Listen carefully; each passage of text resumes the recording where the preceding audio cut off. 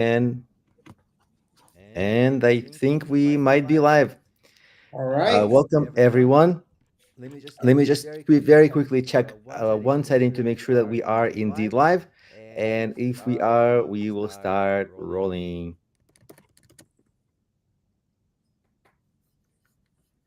Not yet quite live, or maybe we are actually live. All right. Very good.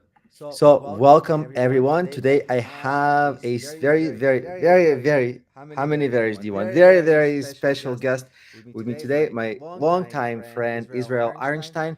Among many other talents that he has, he is a yeah. Look at this introduction. He is a popular business consultant, and it's a treat to have him on the call today. We are going to be talking about decision making for many business scenarios, specifically decision making for entrepreneurs. And we're going to talk about emotions in decision making and many other things. But before we do that, uh, maybe Israel, you can introduce yourself in your own words. Thank you so much. It's really a pleasure and an honor to be a guest here with you, Alex. I've known you for so many years. I know the impact that you have on the entrepreneur community and the business community overall. And I feel it's a great honor and pleasure. I think this is going to be great. Introduce myself. So I'm a NYU certified professional coach. My focus is on business coaching. I help business owners and executive with running their business, finding what they need to improve, and which leads very directly into decision making because at the end of the day, everything we do is a decision. A little bit of background about myself. I grew up very religious, so almost like in a cult community, and I left that at a later age, at age 29. And I had to reprogram myself, reprogram everything about myself to create almost a new personality. Like, who am I really? Because the old me was very different from the new person I have become. So I had to consciously make decisions about from the most core things of who I am, what's my moral values, how do I live my life by, and onto every little thing in my life. I have two daughters, and I raised my daughters, so making the decisions about them. And then onwards for coaching, my first paying client was in 2008. I've had hundreds, maybe even thousands of clients since then, mostly one on one, some of them in group scenarios, and many businesses as well. So, having seen the decision making process that people have and how that impacted them, uh, I feel like I have a lot that I can offer for anyone here, and always happy to share and see how I can bring some insights. Thank you for that introduction. So, you suggested one very interesting, well, interesting for me, a subject matter that intrigued me quite a bit, which is for entrepreneurs. And I think many people can identify.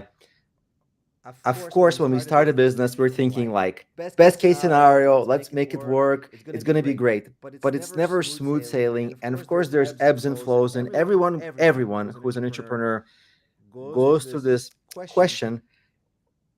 I'm struggling. How do I know how long I should keep trying, when I should quit, and when I feel like I should quit, but I need to keep going because maybe it's like the last hour before sunrise or whatever the saying is, but you're almost there. You just don't know it yet. How do you make that decision?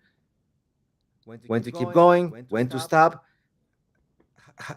Can you talk a little bit about that? Because I think everyone can identify with this question who's ever started anything.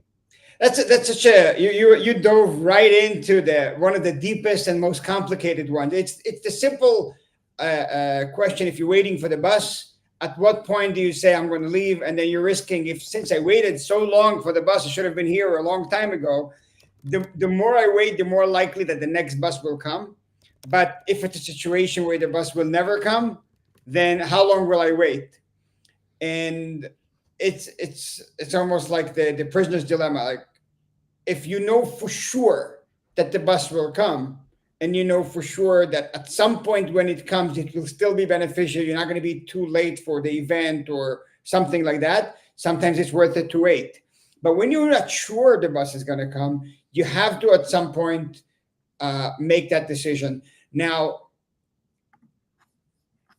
there's two parts to it. One part is what's in your hand, and the other part what's not.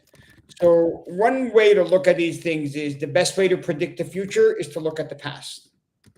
So if there's something that is totally up to you, and you can say, I've tried it, I've did it many, many times, and I never was able to do it. Sometimes it's good to say, look internally and say, I haven't done it 3, 4, 5 times. I'm probably not going to do it the fifth time or the sixth time. And sometimes it's not up to you. Sometimes it's up to something that's totally out of your control.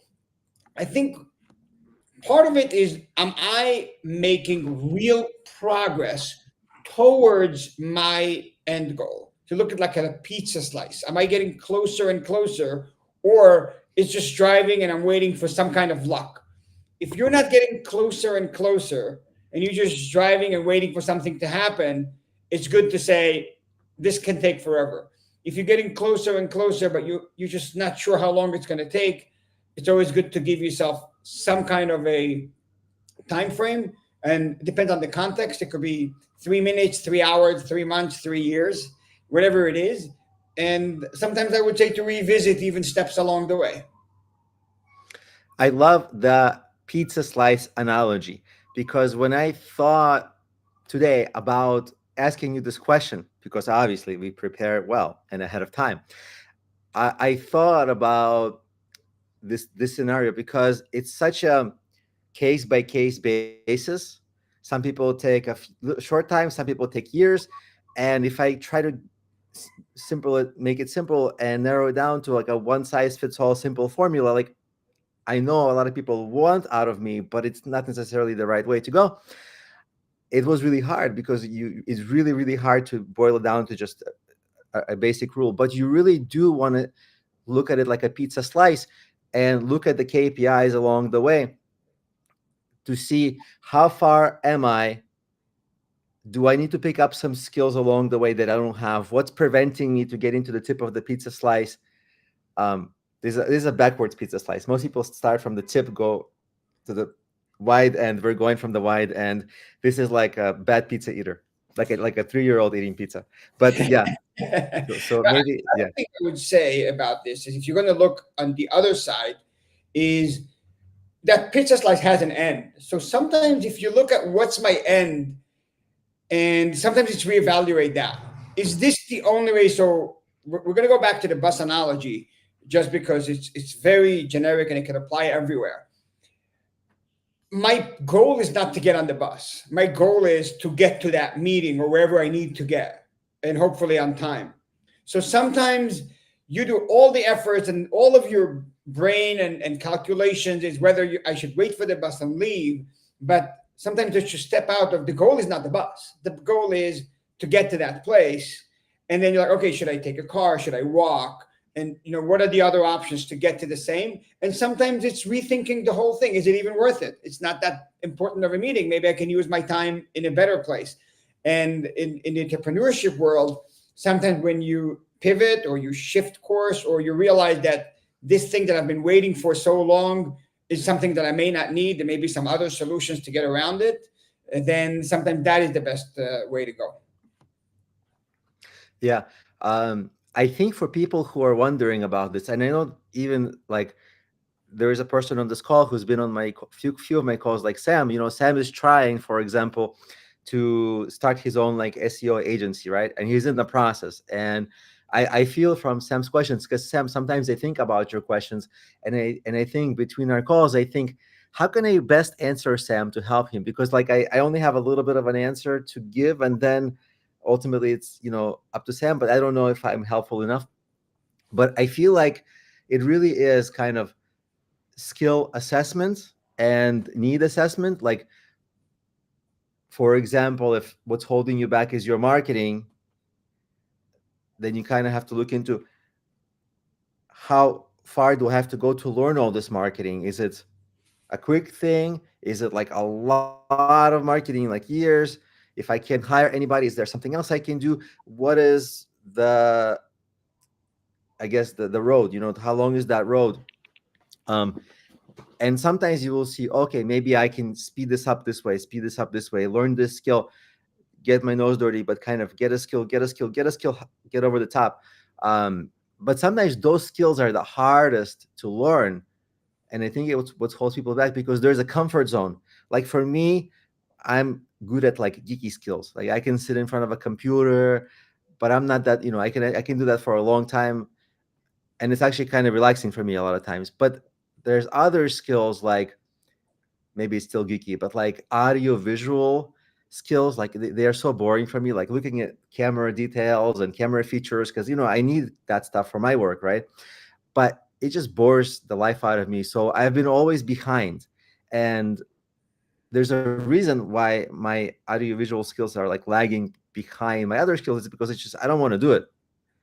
And that's why it's the things that hold you back. Sometimes for other people, it's a short learning curve. For you, it might be a learning curve, because if it was a short learning curve for you, it wouldn't be a problem. It wouldn't even be a problem.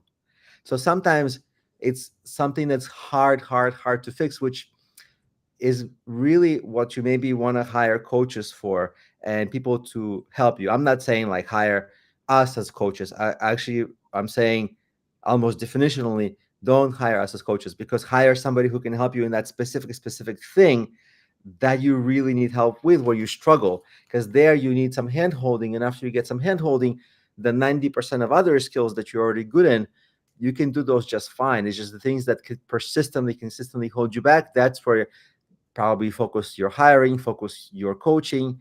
I think that might shorten the road. Would you agree? Yes, definitely. I think the way to look at it, and again, we're going to look from the angle of decision making, is we know we want to get someplace, and sometimes we focus on one aspect of it. And whether it's the aspect of what we know, or the aspect of what we like, or the aspect what we think is the most important thing. In your example with Sam, it's doing SEO for people. But we totally forget that there's another side to it. If in order to have, we're going to stay with the pizza analogy, the full pie, you need to get clients. You can be the best SEO person in the world. If you don't have clients, it's not relevant. And the difference between a skill and a business, between what you do and how you get clients consistently. So if there's a component that you don't have, but you keep improving the component that you already have and like, because you enjoy it and you love it, and you add another feature and you learn this better and you add another certification, so your focus is on the thing that's not really the problem. So your decision making has to sometimes go outside and see, like, wait, what am I really deciding here, and what are all the components? And sometimes you'll discover that something else is the most important. Most of the time, it's cause and effect, and people very often confuse cause and effect. The story I like to share is with an old village from many years ago. They had a bridge. The bridge was old, and people kept falling off of it. So the whole town sat down and said, "What are we doing? People keep falling off the bridge, and every time we have to drag them out and take them to the hospital." So they came up with an amazing solution. We're going to build a small hospital right by the bridge. So when people fall, it's going to be very quick to take them to the hospital. So they solved the problem with people falling for the bridge, but they really solved the symptom. The real solving would be to fix the bridge. So one of the things you always want to ask yourself, am I fixing the bridge, or am I building a hospital? And again, as business owners, entrepreneurs, sometimes you have to stop and look back and look at all of the processes and all of the systems that you already have, and try to find those hospitals. Try to find problems that you found a way to overcome instead of solve. So that's something to notice. There's a very famous book that discusses actually this very thing, the E myth, which is the entrepreneur myth, not the E like iPhone, Yeah. not E like iPhone, or it was before that. It was like from the early 90s or late 80s. by Michael Gerber, if I'm not butchering his name. And he talked exactly about this. He talked about the three stages of entrepreneur. Like if you're, for example, let's say you love coffee, right? And who doesn't? Or you love food and you think, oh, I would be a great restaurant owner or a coffee shop owner. It would be a dream. No, being a restaurant owner or a coffee shop owner has to do with like management, hiring, firing, finance, almost zero to do with food or coffee. And so people think that because they like whatever the thing is, they can do the business of that thing. But the business of that thing is everything else: the marketing, the management, the minutia that you hate to do as an entrepreneur. That's boring. But in that very book, you kind of go from like the beginner entrepreneur. At some point, you have to understand how to do all the things in the business, right? From the marketing, the operation management, the people management, the actual business of that business. But then the eventual goal in that book is to be able to step away, because once everything is firing on all cylinders, you create systems. Like you get a manager to hire and fire, or if it's a restaurant, right? A manager who hires and fires, oversees people, oversees the kitchen, oversees all the equipment, a marketing person who does the marketing, and then you suddenly don't have any jobs to do no tasks to do on a regular basis. Your task becomes replicate this system in a second location, then replicate the system in a third location, and suddenly now you're feeling pretty good about yourself. And so that's the three levels where you kind of have to, you go from, I think it's owner operator to business systems. And yeah, that book, I talk a lot about this book because people get so excited about the fun part of that business, which has so little with that actual, maybe it's 5% of that actual business.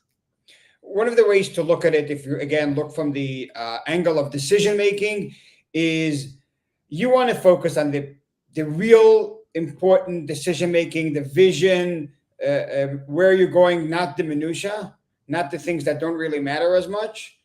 And also, you don't want to make the same decisions again and again.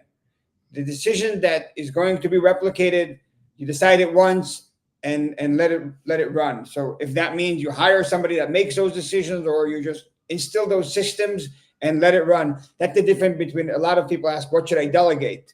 So if it's a decision that has to be made again and again, for example, the bill comes in and somebody has to decide if to pay it, but it's not a big decision. It's a 99% yes, and you have to do it on time. But if it falls on you, you have to get the bill and you have to log in and pay it. Then it gets delayed, and then it gets something on your headache. And sometimes there are other decisions that not really in big parts of the vision of the core values. So those are the stuff you can delegate. Mm. Have you had instances and cases of clients where they were kind of struggling with this decision and you kind of helped them along? When you're talking about the decision whether to continue or to stop, Yeah, that difficult decision.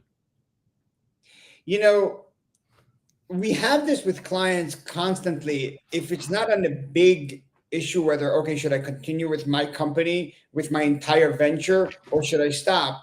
This decision comes in very often in different processes that we're doing. One of the biggest clients we have right now was looking into buying a very advanced piece of equipment, and they've done a lot of research and everything, and some those equipments are hard to come by. So if you're going to order it, it's going to be very expensive, and it's custom made, and it takes sometimes 2 or 3 years. They have to buy it in the secondary market. Finally, they found one. They got very close to purchasing it, but then they realized something with the mechanics was a bit unusual, and it will be hard to find an operator. So it was a big decision whether, okay, do you get it anyway, and then it's going to be harder to find an operator for it, or do you say, you know what, it's not a rush right now. We don't really, really need it. And ultimately, they decided not to pull the trigger at that time, because you don't want to make a decision out of FOMO, fear of missing out. And just because that machine was available, they found a temporary solution with a company that could lease them a similar machine so they can only use it when needed. I think in the big picture, if they would have bought it, they would have been fine. But when I saw that it came down to that technical part and that made them so rattled, I suggested maybe it's not time. If it was time, you would have been a lot more comfortable doing it. It was a very big investment up front, and the company was already operating on relatively tight cash flow. So it would have worked out, but it would have been very stressful on the whole system. And this is a very interesting part. You notice it only when you come down to the wire, because the idea is good, everything is fine, and you get excited about it and you start moving forward. But then when it's time to sign the check, or when it's time to give your credit card, you're like, wait, am I doing the right thing? And it's natural, it's normal, it's okay. I always say to people, if you look for apartments, my background is from brokerage. I showed people apartments in New York City for many years. So, and they tell me on the phone what they're looking for and what's important for them. And I always say, you're going to know a lot more once you go and see apartments, because you think what's important here. But when you go in, because some people have more experience, if they've moved many times, and they know, but some people don't. And some people have been renting for many years, and now it's time for them to buy. And that's when you really, I know somebody very recently, on the morning of signing, they were going to buy something for 6 million, and everything was lined up, and they decided not to. This was about 3 months ago, and 2 weeks ago they bought something for 4 million, and they're so much happier because that was really the edge of their budget, and they needed a lot of help and everything, and it wouldn't work. And now they're much happier. So sometimes, yeah, you have to go through the motion and only then make the decision, and it's normal. It's okay. That's interesting. I'll share a story from my own past where this scenario of, maybe like being at the 11th hour or whatever the phrase is, like that, when it was darkest before dawn. I had that experience because a long time ago, when I was much earlier in my entrepreneurship career, far before Udemy and far before everything else, I had these mobile apps, and I built these mobile apps, and I was on my own as an independent entrepreneur.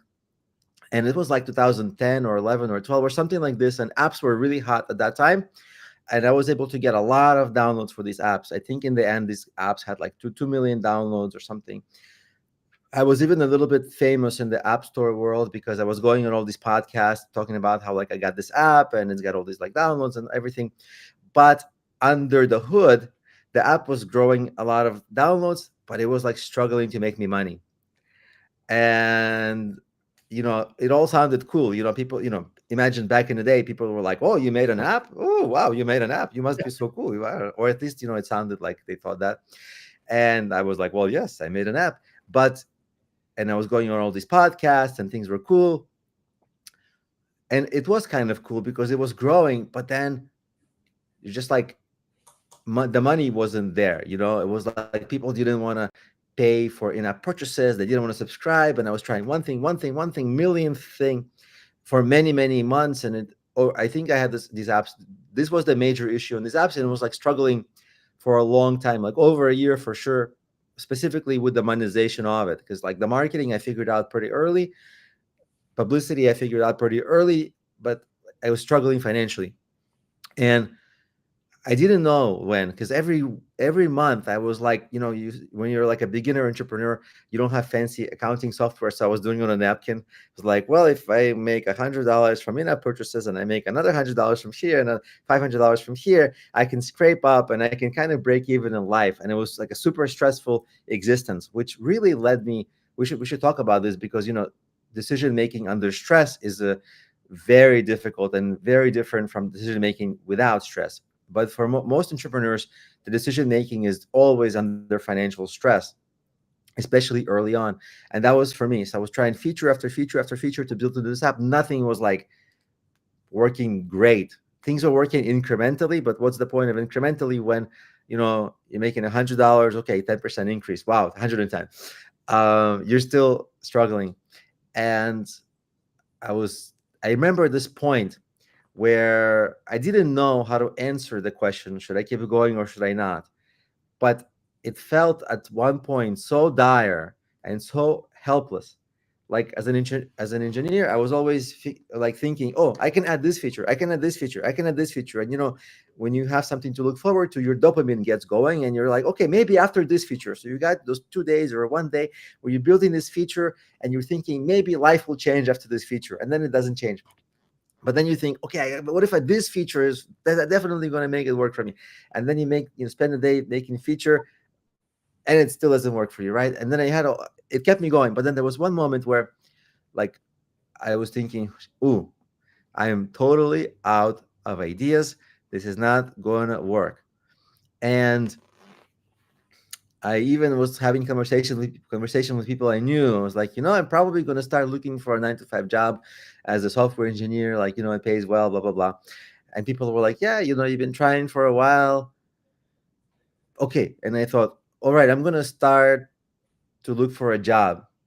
And then I was still tinkering, and I was kind of slow to look for a job. And actually, that month after, I remember that the most dire time was August, and in September, things started like picking up. Right after, actually, after I decided to quit, I just kept going through inertia, but I had already like made a decision, I'm going to stop. It was such a coincidence. And that up, like, I'm still on the tailwinds of that up. Like, I never looked back. This was like 2010 or 11 or something. It wasn't like a hockey stick up, but it was at least going confidently up, like with a light at the end of the tunnel. But it was actually by total coincidence. The decision made was complete opposite at that time. When I kept going, it wasn't working. When I decided to stop, it somehow started working by no logic. It just was a coincidence. But it was so lucky that, I think partially it wasn't lucky because, it was on the back of all that work I put in previously. But at the same time, like, I couldn't answer that question of like, should I keep going? Should I stop? I didn't answer it accurately for myself. If I was, my early self was my early entrepreneur self. There's something about decision making that there's two types of decision making, and I know that most of things are not black and white. There's always a spectrum. But certain things, if one is being 100% and the other one is being less than 100%, that's the yes and no. And then inside the no, there is obviously a whole spectrum between 99 all the way to one or zero. And what are those two things about decision making? And it's a very important distinction. And I think that the fact that you got it right was the one that's helpful for you. So you can make a decision, and I love analogies. And the analogy is you take a lock, you lock it, and you throw the key into the ocean. You're done. It's a final decision. This is what I'm going to do. Nothing will change it. God Himself can come here, sit down next to me, and tell me to do differently. I will not change it. If situation changes, if reality changes, sometimes, but the decision doesn't change. I'm done. And it's sometimes very important to make that decision, because otherwise you just keep running in your mind and you keep making the same decisions again and again, second guessing yourself. So sometimes making the decision and making it final, no matter what, nothing will change my mind. I'm done. It's almost like getting rid of some heavy brick that's on your shoulder. The other decision is, okay, this is my decision. I'm not saying I'm throwing away the key, the world is not over, but I'm going to operate based on this decision and move towards there. And that's the type of decision you made. And obviously there is anywhere from 1 to 99 about that. So this, how much am I going to okay, I'm going to operate as if this business is no longer going to work, and I'm going to look for my 9 to 5. I'm still looking at it. I'm still going to do my little things. I'm going to still see if it works, but I'm going to start shifting away. And it's very important when you make decisions, is this, first of all, to decide, do I want to make this decision a yes or no and end it right now because it's important? Or this is a situation where I can make a decision where I'm going to start shifting and keep reevaluating. And then if you do decide that you can go either way, it's important to make the right decision about the decision, the type of decision. Yeah, I want to add a little bit. This is a great point. I want to add a little bit regarding when you mentioned the opportunity, right? You're always looking at the opportunity. And I studied a lot of how Jeff Bezos makes decisions and how Elon Musk makes decisions. And what's very fascinating about those kinds of CEOs who run really big, really forward-looking companies, who, maybe they are polarizing individuals in some ways, but you can't debate their business success. Uh, they make decisions like this. They look at what's going to make the most impact, not now, but let's say in 5 or 10 years, or in Elon Musk 20 years, right? Because he's trying to get to Mars. And what's the most impactful thing I can pursue? And whatever that is, they pursue with high tolerance for short-term risk. Like Elon Musk, he risks, I mean, almost recklessly, right? He's like, big opportunity, good. I'm going to risk a lot of stuff. um like he started a helicopter company before he Tesla was, anybody else would have failed. Like company after company after company, Twitter, people told him you're crazy, but he did it. He keeps on taking giant risks. They don't all work out, although it seems like recently they've all been working out for him. um Big risks, but like super, like world changing things. And similar with Jeff Bezos, he always had this, um I guess, nagging voice of millions of people saying, raise prices on Amazon. Amazon is too cheap. And he's like, no, I don't care about my profits now.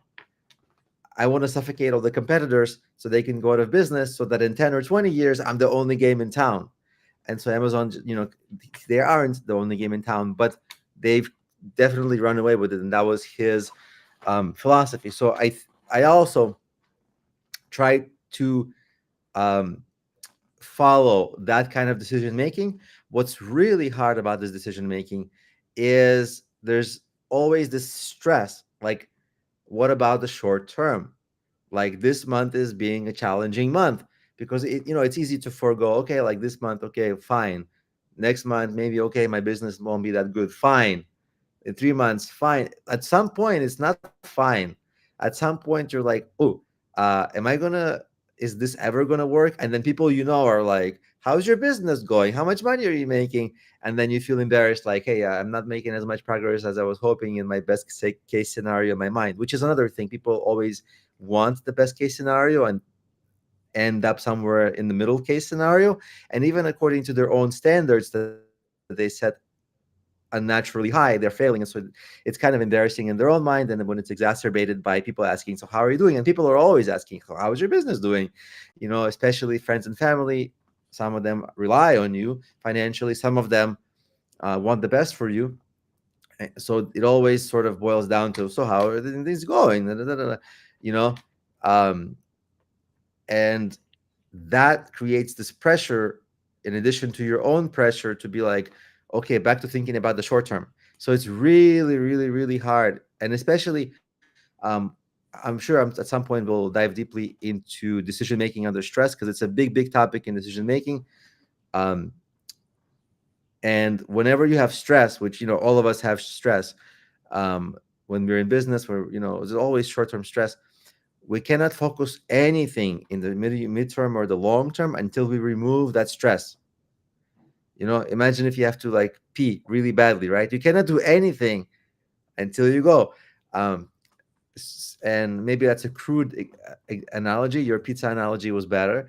um, but it's a little like that. So there's some insane fortitude that has to be built up, either in mindset or self dialogue, that disregards all the outside voices, disregards your own voice, your own fear, is able to thrive under stress and pursue those long-term outsized result ideas, or outsized result goals that you set.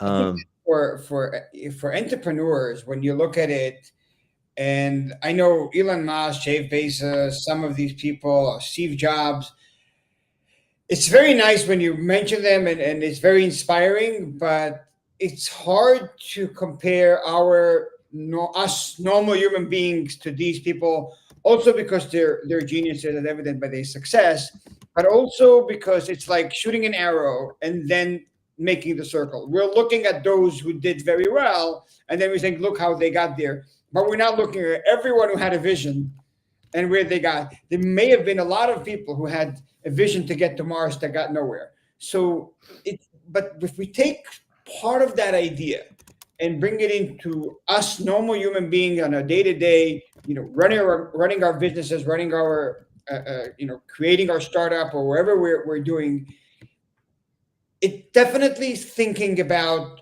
the end result, not the process, but what is the, I would tell entrepreneurs and business owners, what is the one biggest priority that leads to your decision making? So it's almost like a North Star. There's something that I always go to that and see, does that lead me towards a decision making? And if you think about the end result, what is my core value? What is my core vision? Where do I want to get after all of this?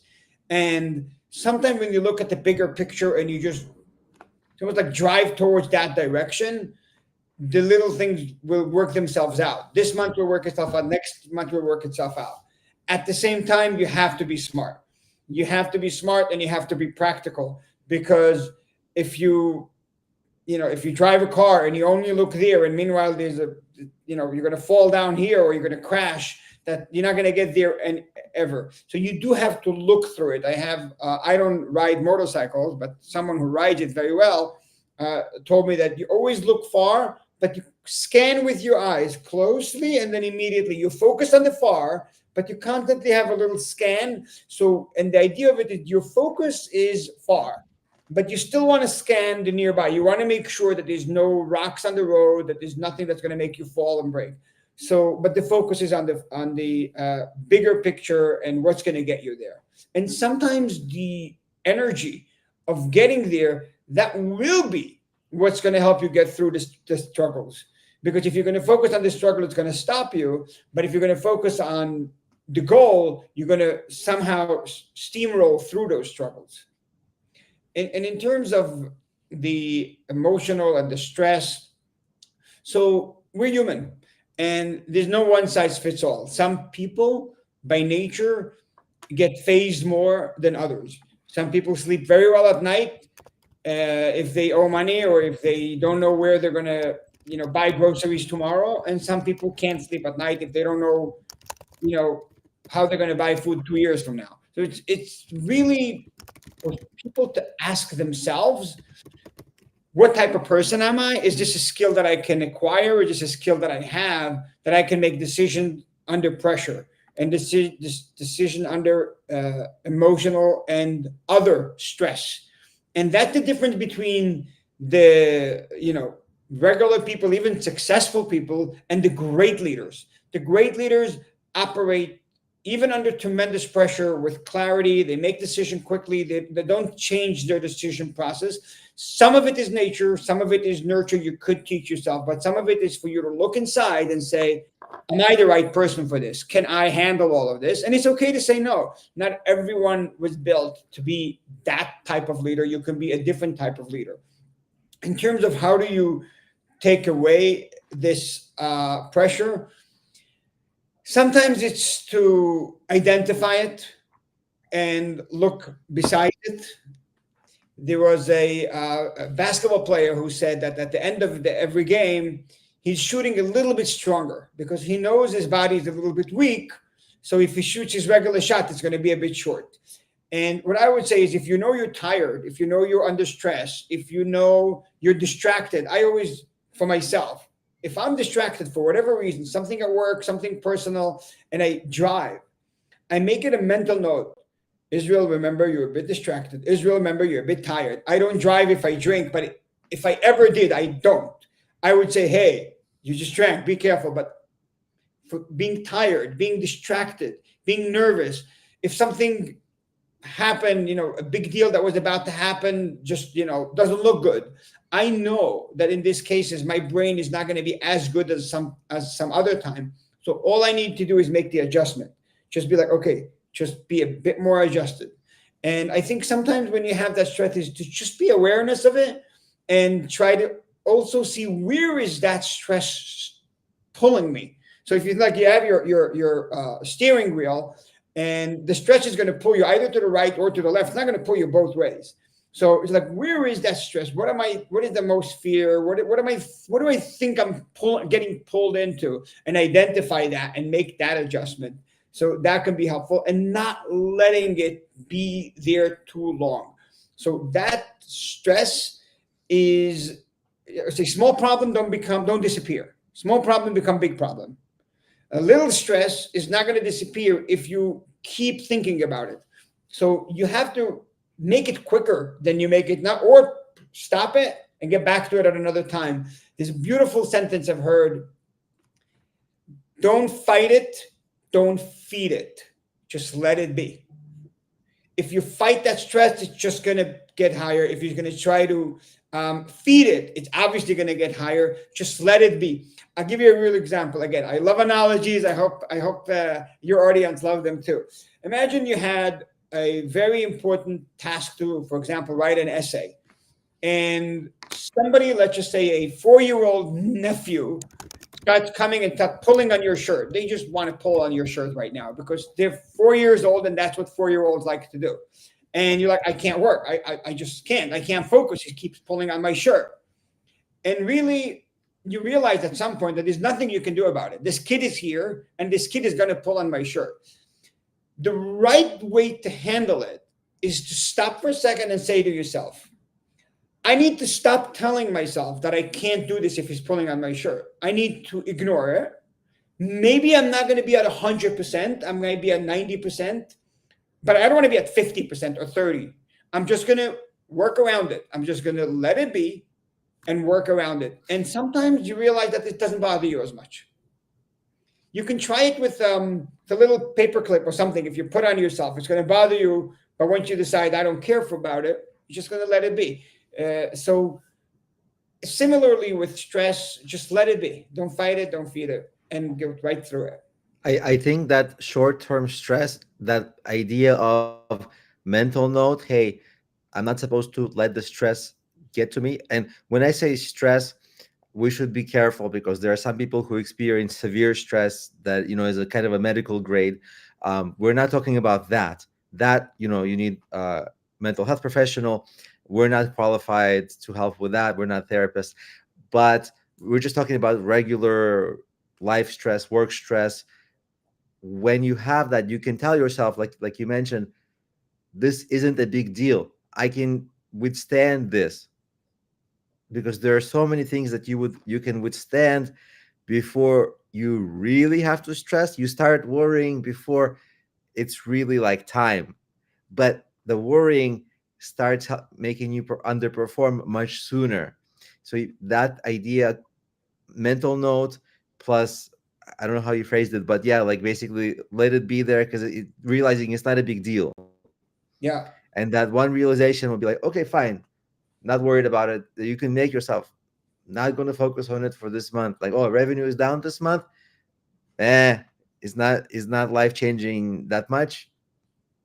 I can keep doing my work, and not only you will feel better, you might actually perform better work.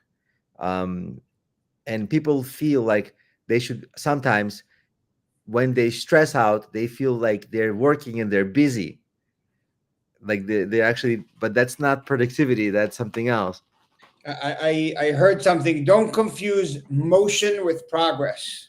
Yeah, that's very good. Your analogies are so much better than mine. In progress. Yeah, you're the poet of this call. Yeah.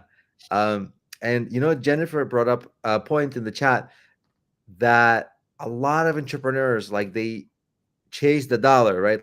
Like, because it's so stressful, people try to make decisions like, what business should I do? And somebody says online, like, do affiliate marketing or do this thing, whatever this thing is, and then people get sidetracked. Okay, I'm gonna do this thing now because I can make money in it now. And then, okay, so you just kind of let go of everything else, the momentum you were building with something else and all the skills you got, and you started over. which obviously is going to lead to probably not making money. And now things are like it took a step back essentially, right? I And think then yes yeah, and no. I think it's a yes and no because actually one of my clients had to do it. One of my clients had a vision, and that vision was very big. And that person realized that in order to have that, they need resources that they just don't have, but they can use something totally different to get those resources. So they've made the 5 year plan where for the first 3 years, they're going to do, in that person's case, it's real estate related. They're going to do smaller deals, and that smaller deals will get them a certain capital, and then they can focus on what they really want to do, which is the bigger deal. In that person's case is an example where they didn't do what they wanted to do. They went for a way, but they had a vision. It wasn't just I'm just going to jump for everything. It was something where I know what I can do, and I'm not. It's about the famous story with the president that went to NASA and saw somebody cleaning the floors, and he asked, "What are you doing?" He said, "I'm sending ship to space." Right? So it's like, "But you're cleaning floors." No, I'm part of all of this. So if you're doing something differently, but you have a plan, you're like, "I'm doing this because I know this is my way of making this amount of money or getting this type of resource, and then I'm going to channel that resource into what I want to do." That's okay, but if it's a distraction, if you're going something like, oh, here's an opportunity, you're all over the place. That go back to the pizza. So your goal, you have to go towards your goal. If you're starting getting everywhere, then you're never going to get to the goal. yeah, it's true. I am a fan of kind of staying focused. Um, and the jumping is hard because there's like a big uh I guess theme in online business. People say you should have like multiple streams of income, which sounds super sexy. Who doesn't want that? People are like, of course I want that. I want 20 sources of it different, right? And then people, double down on it, like, well, don't put all your eggs in one basket. It sounds like a wise thing to say, which may some, it's not because it needs context. Um, but it's just by itself, it's just that's actually not that wise because you're just repeating random stuff without thinking. But the way it actually ends up working out, and it's happened like that for me, and it's actually a pretty established pattern, is there's usually like one revenue source or revenue stream that really hits. Like you might try in the beginning 10 different things, but that's experimentation, right? Just so that you get a bigger context. Because if you're somebody who's starting online, Alexander, hey, Alexander, hello, welcome in the chat. um like if you're starting online and you don't have a lot of context and experience, yeah, it's very confusing, and your eyes just go like, okay, affiliate marketing, no, cryptocurrency, no, AI, no, digital marketing, no, I'm going to start my own. You can keep going like this, right? And then you can try it just to get a sense of what these things are, because if you're like on day one, it's so mysterious, and everybody's saying this way over there is the best, and you're missing out because you're like not doing this, you got to do this. So experimenting, there's a phase that a lot of people go in experimenting, and I think it is a really helpful phase. That phase is usually also a failure phase when nothing's working. Once you kind of turn yourself into a slightly better and stronger entrepreneur, that one thing, that one of the revenue stream just starts making more money and doing better than the others. And then you're like, well, if you divide your attention to all of them, among all of them, you're going to be so disfocused. A 10% effort, can you really beat someone else who's your competitor who's putting in 100% effort? No way. So then you start to be, okay, this thing is working. It seems like it has a light in the tunnel and potential. Maybe I'll focus on that strongly. And instead of like having a 10% effort that you give to all of them, maybe you give like a 90% effort, and then to everything else to keep experimenting. But so it's really like, it could feel like a you're putting, you're diversifying, you're not putting your eggs in one basket, but you really are. The goal is to find that one great revenue stream that you go with. And No, there's a risk like it might disappear. Like there's a risk now, like half of the industries are at risk of disappearing because of AI. um and that's just a big tidal wave coming, but there's always been that risk. Different products and industries come and go in popularity, and it's likely that it's not going to be, none of them are going to be forever. um so at some point, the person who says don't put your eggs in one basket becomes right by, like the broken clock kind of is right twice. But yeah, I feel like you want to say something. yeah, I think that obviously you want to focus on one thing. You don't want to go everywhere, but there are certain times when it's okay to stop and think, what else am I supposed to do? Groceries always do this with something called the loss leader. So I'm going to sell milk for very cheap. Everyone's going to come in for the milk, and then they're going to buy everything else. A lot of companies come in, and you look at Apple, they sell iPhones, but most of the money they make from different kind of subscriptions that they sell on the iPhone, the apps, all these stuff. Even Google, they gave you the Gmail for free, and then off of that, they're making all that money. I've had three different clients. They're all in kind of the same field, and they wanted to be disruptive. They said, I have a program that will completely change the industry, and I'm looking at their presentation, and everything looks amazing, and it's from A through Z and solves everything. And my recommendation to them was find one small product feature, come into the industry and introduce it, make their life easier. You know how until now you have to walk with a check to the bank? I can just make a picture. Something small help. Get the relationship, get them to start using you, slowly add more things. Because if you come in and you say, hey, I've got this solution that's going to completely change how you work, people are not open to that. Some of it, they have their own system. They may not want to adopt everything.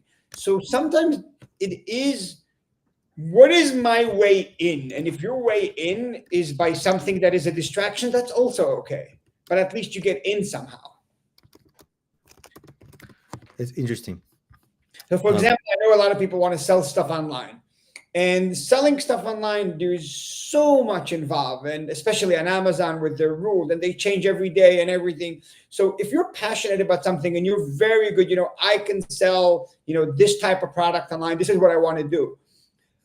But it's something new in terms of there's not many people talk about it on the different channels. You don't know a lot of information, but there's another product that you may not be as passionate about, and you don't have that much an edge, but there's a lot of information. Sometimes it's a good idea. Let me try with that one just to get used to the system, just to understand the system better before I go and I jump in with my product and invest all that money and all that effort into my product. I want to learn the system better, and I'm going to do that on a smaller scale with something that maybe somewhat related, but not really what I want to do. That's also okay. But as long as it has to be on the same road with your bigger vision, it can't be just total distraction. it's interesting.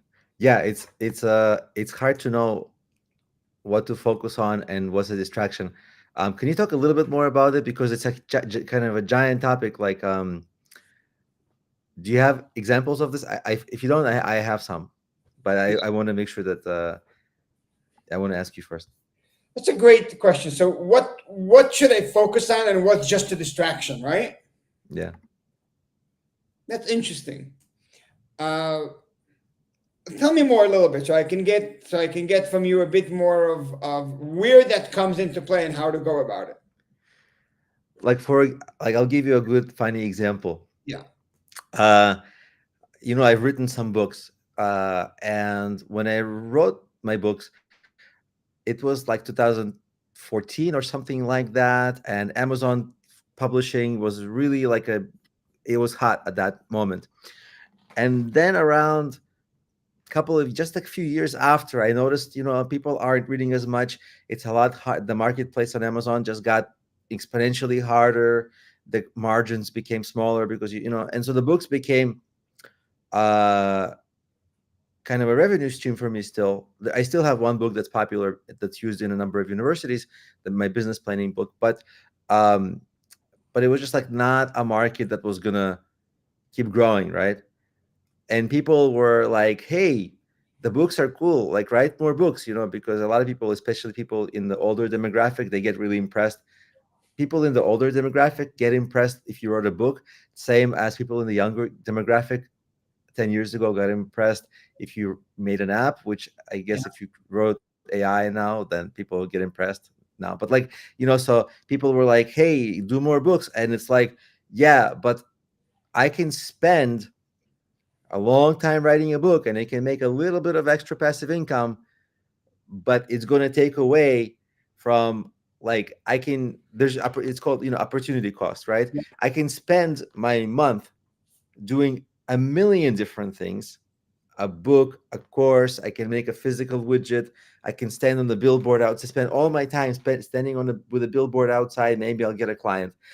So there's a million things. There's no shortage. But what's the ones like, and many of them are like going to be errors. And in fact, there's a pattern. Like I try to follow a pattern.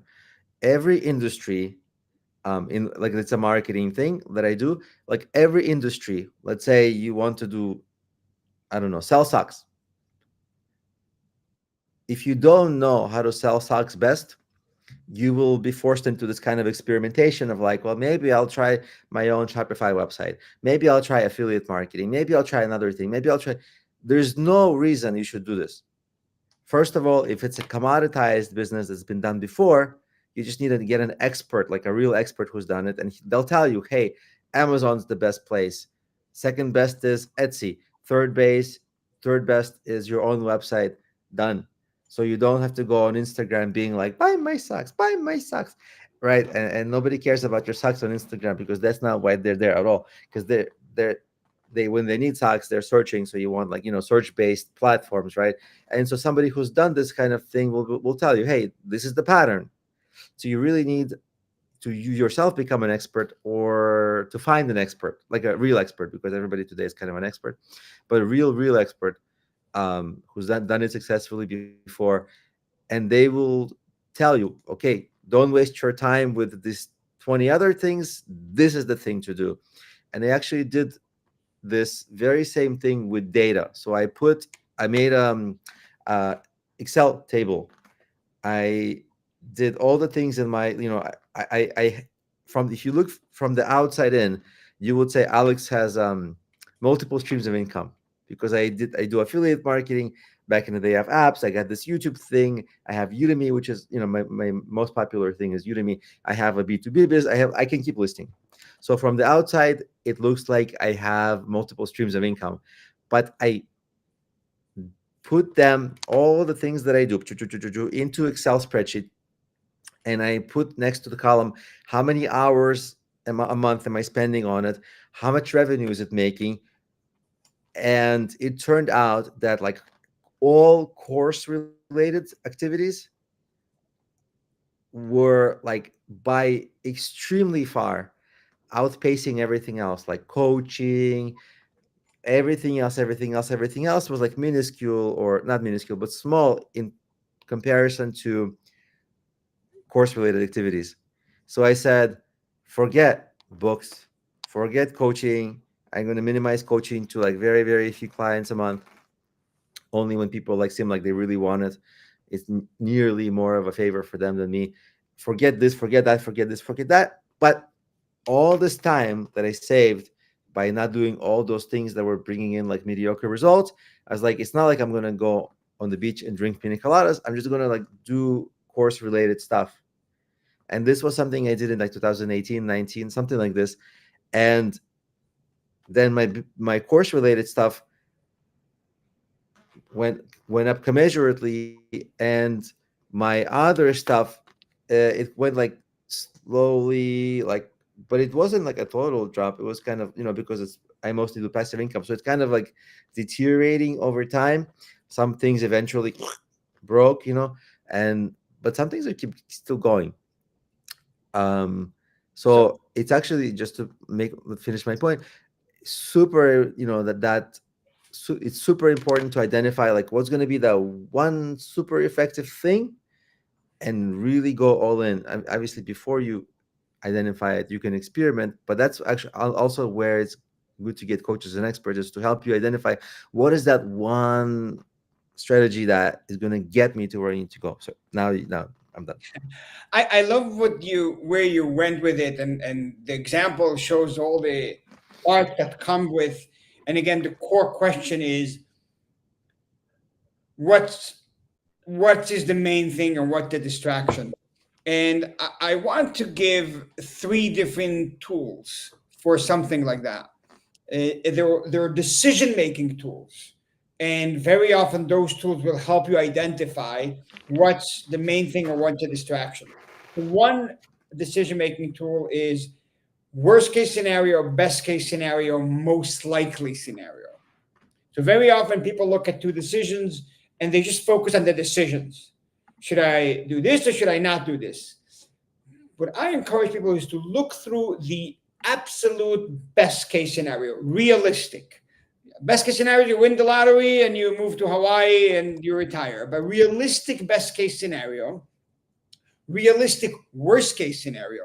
The reason you want to do the best and the worst is because that can give you your what's called risk tolerance.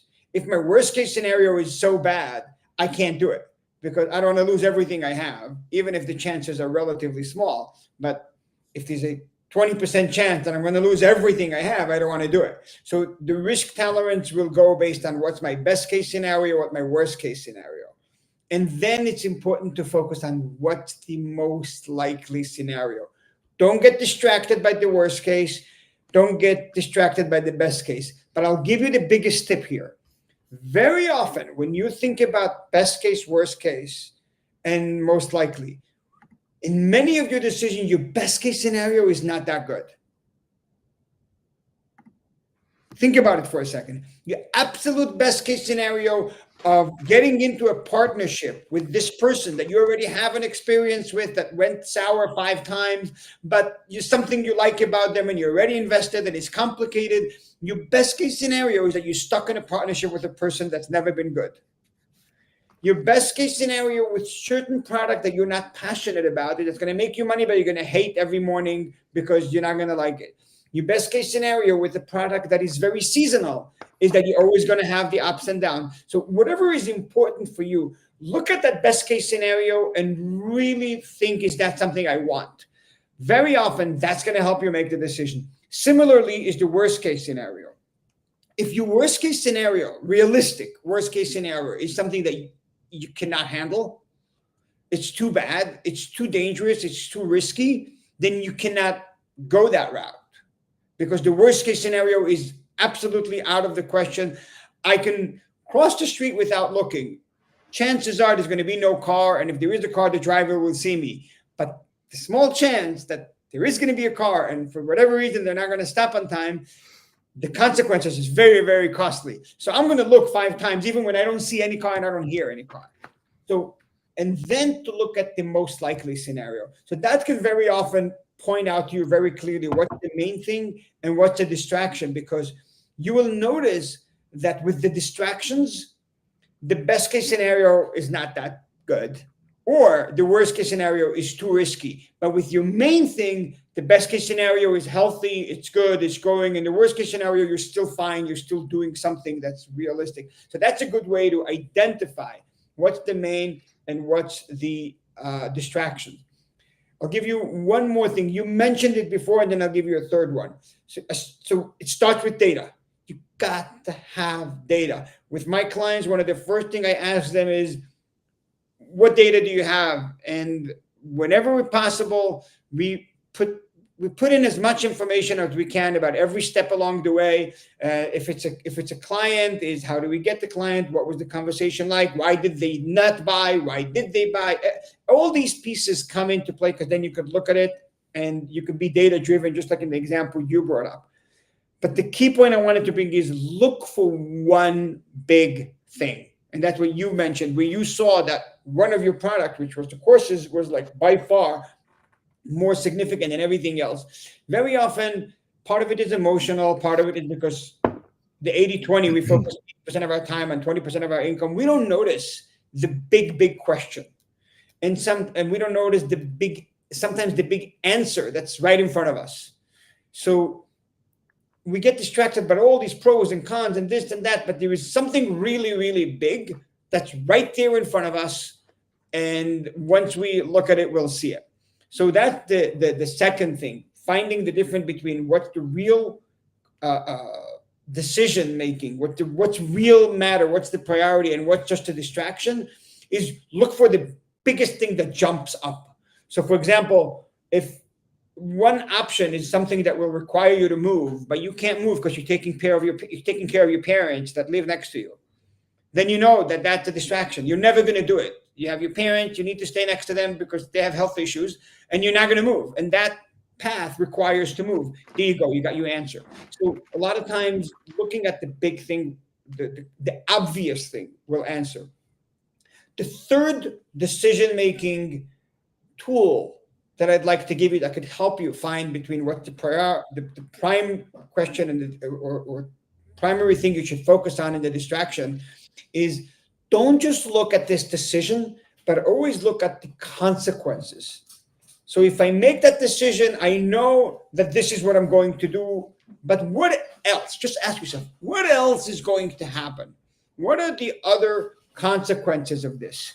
And sometimes the consequences are great, but sometimes they're not good.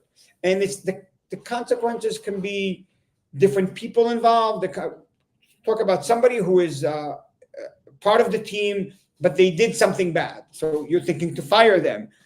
But what are the consequences of firing someone? Some of it is technical. You need somebody to do their job. But what about the morale? Will people be happy that this company is showing that they're firing if somebody does something wrong? Maybe people will be now on edge. There's going to be a fear in the company where you just make one mistake, you get fired. So to think not about who's going to do this person's work, but what are the other consequences? And I would encourage people to think out of the box, because most of the time it's the unintended consequences that really should drive your decision making.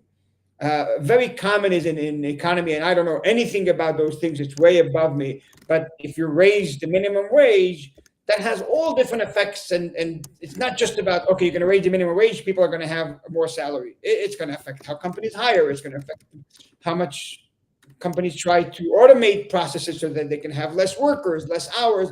There's so many things that happen with that one change. And with your decision making, it's very important that you think about what else is going to happen and how that's going to affect everything else. That's interesting. I actually like the point you were making about trying to picture, like what's the worst thing that can happen, what's the best thing that can happen. Picture something in the future, because it's actually really hard to do, because one, it's hard to know what the future will be like, but also there's a million of emotions that are blinding. They have the side effect of being blinding. Like if you get excited about an idea, you are not looking at the risks, right? You're like looking at, oh, this is going to be so amazing. I'm going to be like on a yacht, on a boat, and what was nothing. Oh, that little risk there. Get out of my mind. Get out. The excitement is often very blinding, and then people just like don't see the pros and cons, only see the pros, and so their picture of what's possible, what's the worst case, what's the best case, is like totally not accurate to reality. One of the ways to help that being accurate is to frame the question this way. What are the steps? What are the things that need to happen in order for the best case scenario to happen? And what are the steps that will happen for the worst case to happen? So you break it down to the actual steps. That can sometimes bring you down from fantasy world to reality. It's like, okay, I just made this amazing app. Everyone's going to have it. I'm going to be a billionaire. Okay, what's going to be the first step? What's going to be the second? What's going to be the third? How do I go from creating this app to becoming a billionaire step by step by step? And if it starts getting foggy and you start jumping 5 steps at a time, then you're not ready, or in this fantasy land rather in this grounded land. It's important to see the vision, but you can't get distracted by that. Cool. By the way, I'm trying to monitor the chat, Yep. and in the chat, people are saying that you're way better looking than me, and also they're saying that they want to get their questions answered. They have some questions, and they've been super patiently waiting because we've been over an hour into this call, which I appreciate the patience and thank you. Can we take a little tiny break from the talk about decision making? Because actually, we could go on because like I still have a lot to say about this myself, Yeah. and I'm sure you do too. But could we look at the chat and the questions and answer? There's like a few outstanding questions that people Sure. are like, thanks, but we gotta go. Yes. Yes. uh, cool. So there's a couple of questions. One question is about LLM SEO, and another question is how do you start a YouTube channel? Um, and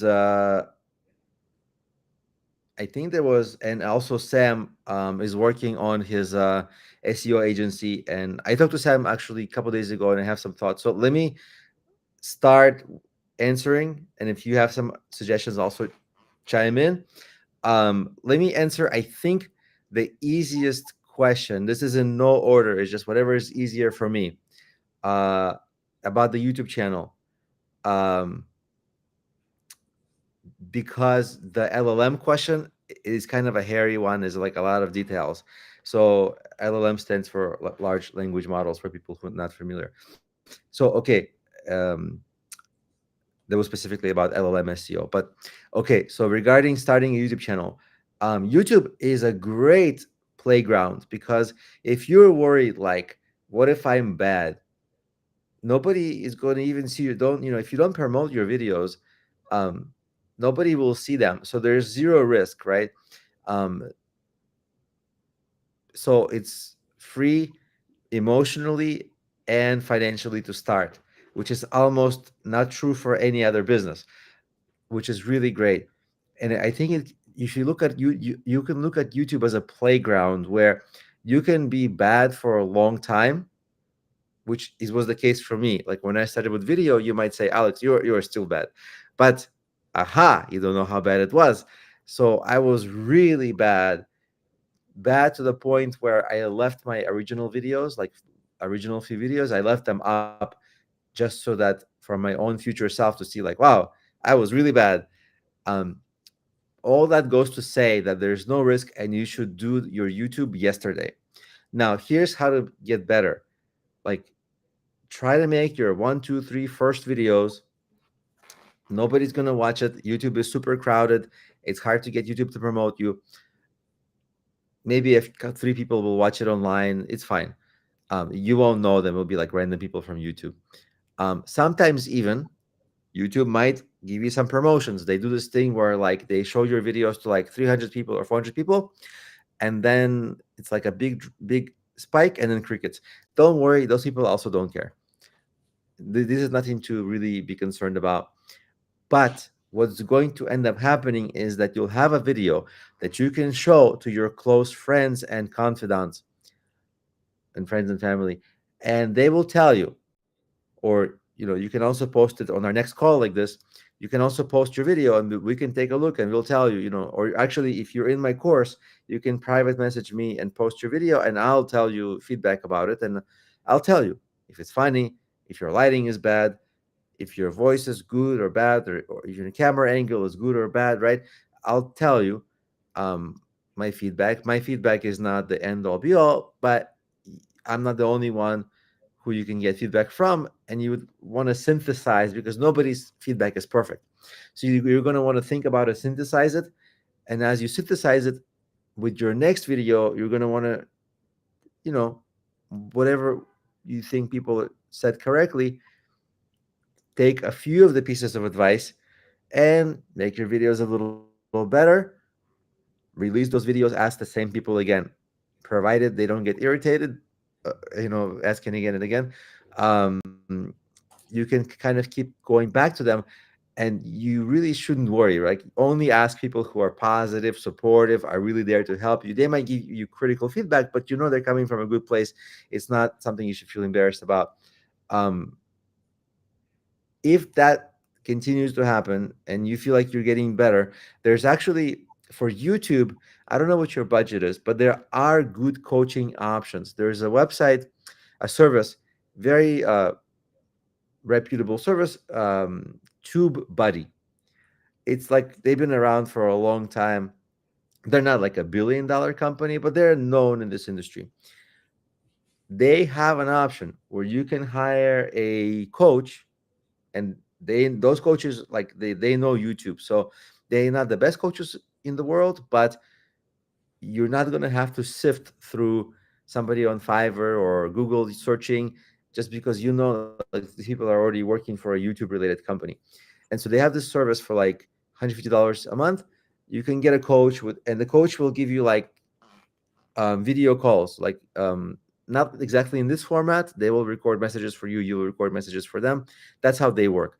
It's a little bit of a weird format, but they're reliable. They're going to answer, and they're going to answer everything. They're going to be like, well, your lighting is like kind of like I would do, or if you message me, or kind of friends and family would do, but they are like specifically for this. And I actually hired them before. They were reasonably helpful. Um, and they know a lot about everything. They know like a lot about a lot on YouTube, from analytics, from SEO, from marketing, from virality. It's their 9 to 5 job. And if they don't know, they have a whole company of experts to ask. And I would get a little bit of coaching to just make your progress faster, because if your progress can be faster for only like $150 a month, which is really cheap for coaching, faster progress, even when it costs money, it actually makes you money. Because if you get to where you want to go faster, it's priceless, because it so costs so much money to stay struggling. And it even costs more money to be a little bit on the outside looking in, because that's also what you don't want to do. Like there's a little bit of like, planning is good, but over planning becomes kind of procrastination. And so I totally get it. Like I've worked with a lot of people who are like wanted to do something for a long time, something's just stopping them. It's a very common thing in entrepreneurship. um, and you just really have to push yourself, kind of stop standing at the edge of the pool, go. I think if you are wondering about a YouTube channel, and maybe you can comment in the chat as you're listening to this, but if you're standing on the outside, kind of putting your toe into the pool, you just need a friend to push you. Or, in your case, you have to push yourself to do it, because the loss is nothing. You only can gain. Even if you say, well, what about my time? You'll gain so many learnings by putting your first video up, even if it fails miserably. If people comment and say, this video is so bad, how could you possibly think you could be worthy of being on YouTube, right? It's just silly. Like, just disregard. You only care about what supportive people say. And all of us, kind of at some point, if we are on, in any kind of public forum or a job or a business long enough, somebody's not going to like what we do. That's fine. What you want to focus is people who like what you do. That's your audience. And I, if you do something really that you're passionate about, that you want to share, I think a lot of people would appreciate, if they find you, they would appreciate that you're putting yourself out, making stuff that they like. um uh yeah, push. So let's do this thing, Jennifer. Since are you in my YouTube course or a different course? Yes, send you, because if you're in the courses, you always have access to me. You can send me messages to private messages on Udemy, or you can actually post it in the Q&A. I think 99% of students don't read other students' Q&A, so I'm essentially the only one mostly who reads it. Some students read it, but whatever. um uh so definitely send the video. What we can also do, if you want to join the next office hours, we can look at it as a group. We sometimes do that, and people on the office hours, these kinds of calls, they're like super helpful, sometimes more than me. Like, I'm not the only one with ideas. It would be arrogant of me to say that. And in the previous calls, like, a lot of people have been super helpful, like as a little community that we have, you know. um so that's my um thing. Would you have suggestions, Israel? Anything that's, as I'm talking, anything that's popping into your mind? Uh, you know, I don't think that you have to look at the end when you start. You have to have the end in mind, but you don't have to be perfect. You Mm-hmm. start, I think that people, this is general with social media and definitely with the YouTube channel, people try to be too perfect, try to make sure they do it right from the first time. And, there is this catch 22 or the chicken and the egg. What do I do first? Do I make it professional and perfect, or do I get all the audience? Do I wait? Don't wait. You start, and then you can always improve. And just start short. Start shorter so that you don't become like you're standing and talking for hours on end. I think YouTube Live gives you a really big push. So if you're that type of if you can do long format and do it live, you might get pushed a bit more. But I would just say, don't worry about the ideal. Just start and then build from that. You'll be surprised how 90% of it is doing it and the other 10% is doing it better. Yeah, yes. A lot of YouTubers, they were so bad when they started, but I think the difference is they started and persisted. And there's a very like, this is a good analogy that I have. This is my one good analogy that I'm going to tell you. Um, People have this question like, is it the journey? Is it the destination? Right? Which we didn't even really talk about so much the goals that you have, but is it to make money? Is it something else? But like Israel mentioned, don't look at the picture. Like have it as a vision, but the way your brain, or like all of us, the way our brains work is we do things only when we want them enough, right? So you have to want something enough. When you want something enough, your dopamine levels in your brain rise, and commensurate with your dopamine levels, adrenaline levels rise. Adrenaline is the energy to actually do the work. Like if I want a food, but I don't want it that much, I'm not gonna get up, right? I just don't want it that much. But if I want it, I'm gonna get up and I'm gonna find the energy, right? It's like that with little things. It's like that with work and entrepreneurship projects. So the big goal is great to get to get your dopamine going, but you need little goals also, like Israel was saying, to keep you going every day. And so what you want to do is not focus on the fear and the apprehension, because that doesn't help at all. What really helps is little goals. So like tomorrow, well, actually fear helps. I'm going to talk about it. It's funny. Like tomorrow maybe you'll say like, okay, I'm going to find my recording setting, or I'm going to allocate like half an hour, but I am going to get this video out so that I can send it to Alex, right? That is like a real goal. In one day, I'm going to make a video, send it to Alex. It has a lot of components of like, traditional goal setting. It's perfect, right? And then you're going to be motivated. That little, it's not going to be super motivating like for the long term, but a little bit motivating, give you a little energy.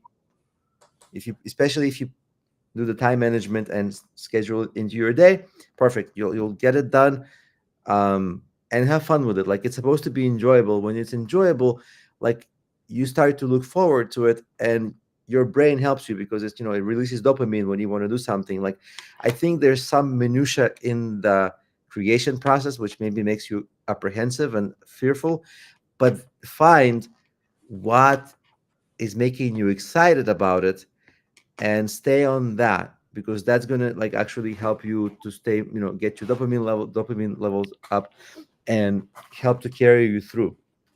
um so that's maybe a little bit more like technical of how things work under the hood. But yeah, little goal every day, little goal every day, and then like Israel was saying, at some point you'll be doing the thing, and then you'll just be doing it better too. And there was something else I wanted to say, but I forgot. But I think it's probably enough to, should we make this deal? Like, send me next office hours. I might do one this Thursday. I don't know.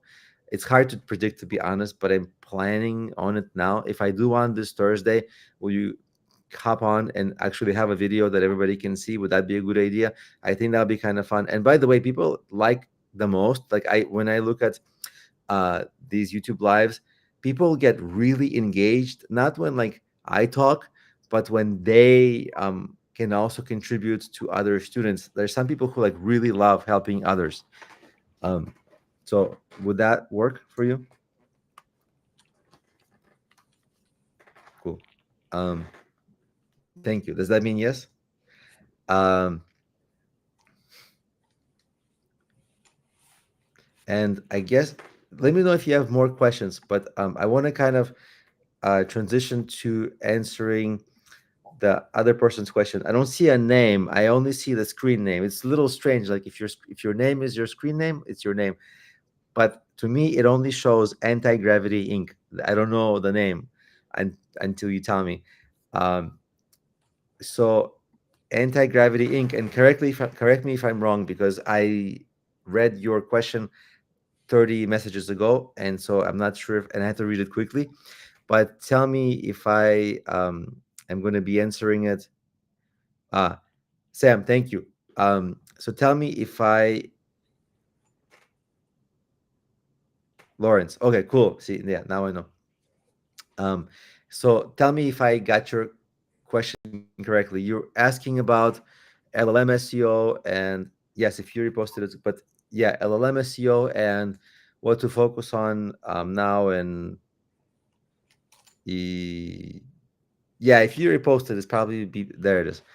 Um, my question is, with the new Google AI mode and AI overview, what percentage of, what's KWS, keywords, should the most be aware long-term keywords or homepage? Okay, sounds. Also, for more clarity of my questions, how many should I be targeting?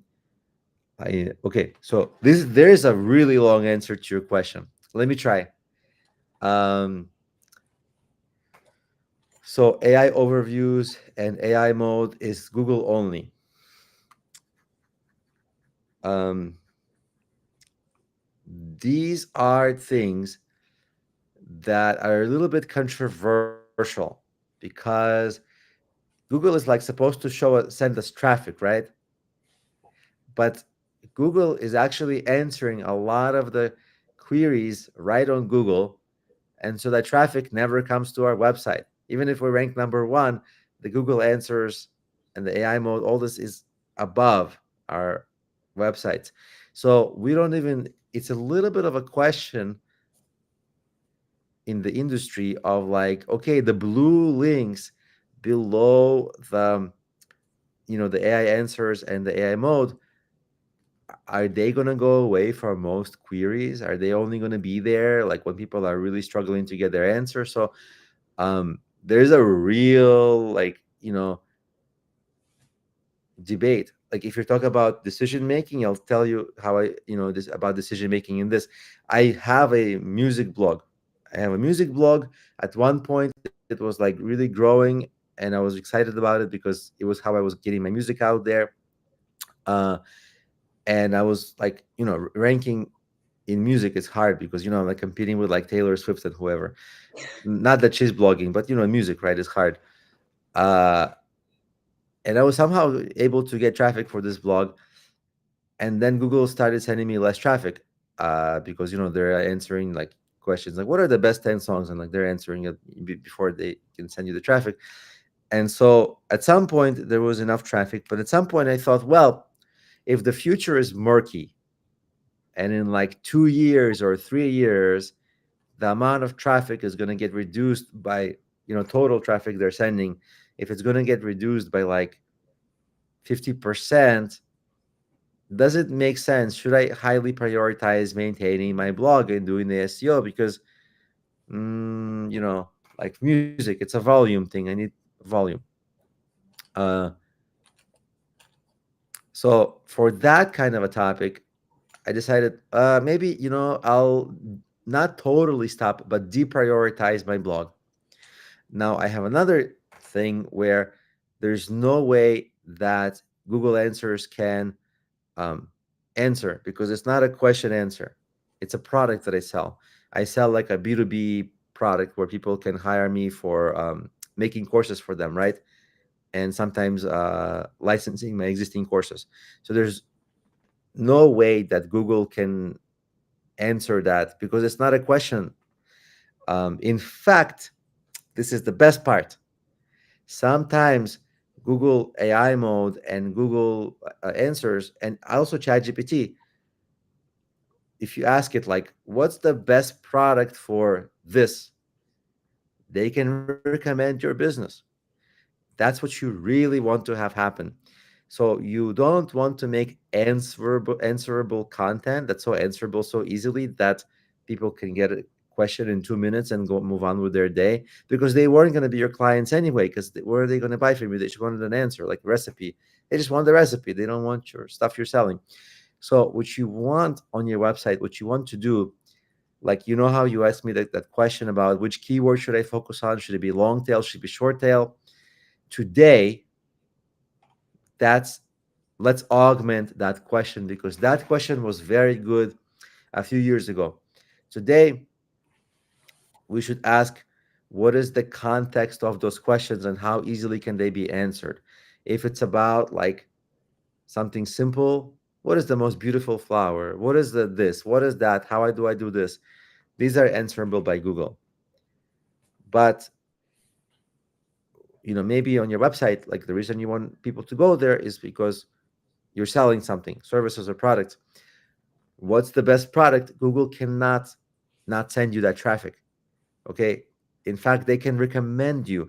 That's what you want. You don't want to, be jumping over websites. A website, you're on the 10th page and, like, jump over the 99th website, 98th. You don't want to do that. You want Google to actually recommend you. So what you want is to showcase why your products and services are the best for certain use cases. Not for everyone, but like for certain use cases. For example, I was targeting a keyword, something like Udemy deals or Udemy sales. Because it's like, I want to rank for that, because if somebody wants a Udemy sale, I want them to find my courses. So I don't know I haven't looked at that search for some weeks, but I was able to get, sometimes, not always, the Google AI answers to recommend my business, because sometimes they link to the source. And what I did is I wrote in my sales page for the ongoing sales, I wrote a few really unique things. Like, I made a unique sale. I just like made a unique sale that was like the best sale in the world, because I was able to discount enough, like, because it's on my website, so I was able to discount more. And then I wrote, best sale in the world, the best sale, like, and then I wrote a big paragraph like why it's the best sale. And Google started picking that up, because if their users are asking, what's the best sale? Where do I get the cheapest price? Ta-da! I'm the only one who made a page about it. So in your case, think of the nature of keywords and how you can stand out. Like, similarly, uh, I can ask, like, hey Google, who is the best coach in the world? And I can write a page like, hey, I'm the best coach. But I'm not the best coach, because, like, Google is going to say, well, it's Tony Robbins. Google always says Tony Robbins, um, because he has the most PR. He's the most well known. Okay, so you would say, like, who's in your website? You would say, who is the best coach in the thing that you do? So, like, in my case, let's say I'm an affiliate marketing coach. Okay, Tony Robbins doesn't know anything about that. I mean, he does, but, like, he's not an affiliate marketing coach. So, okay, suddenly there's no way that AI or ChatGPT is going to promote Tony Robbins in that query. It could, but it would be a bug, which sometimes happens. Uh, so I think today, also, a lot of search that is not going to end up on your website there's another reason why it's not going to end up on your website is that Google is actually losing market share to all the other AIs because people are now asking the other AIs, which is why Google made AI mode because like well they like if AI came out in 2021 or 22, I don't remember the exact year offhand. They are so late to the game, like way to go, Google. Like you're the last one. But they made this AI interface, it's because precisely because uh, they were crazy losing market share because today a lot of queries I'm asking ChatGPT. So if you have the kind of thing that is complex and products and the chat gpt, how do you think it knows everything? It crawls the web, which is going to include your website.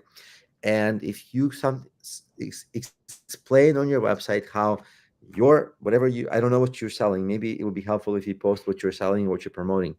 But if you say like, I'm promoting, let's say coaching services, um like let's say affiliate coaching services, there's only like not that many such coaches in the world. So certainly fewer than like life coaches or something. And if you explain, here's why I'm the best, I have the best results, and eventually all the AIs are going to crawl that on your website. You're going to use that. Um, and they're going to use that right in the answers.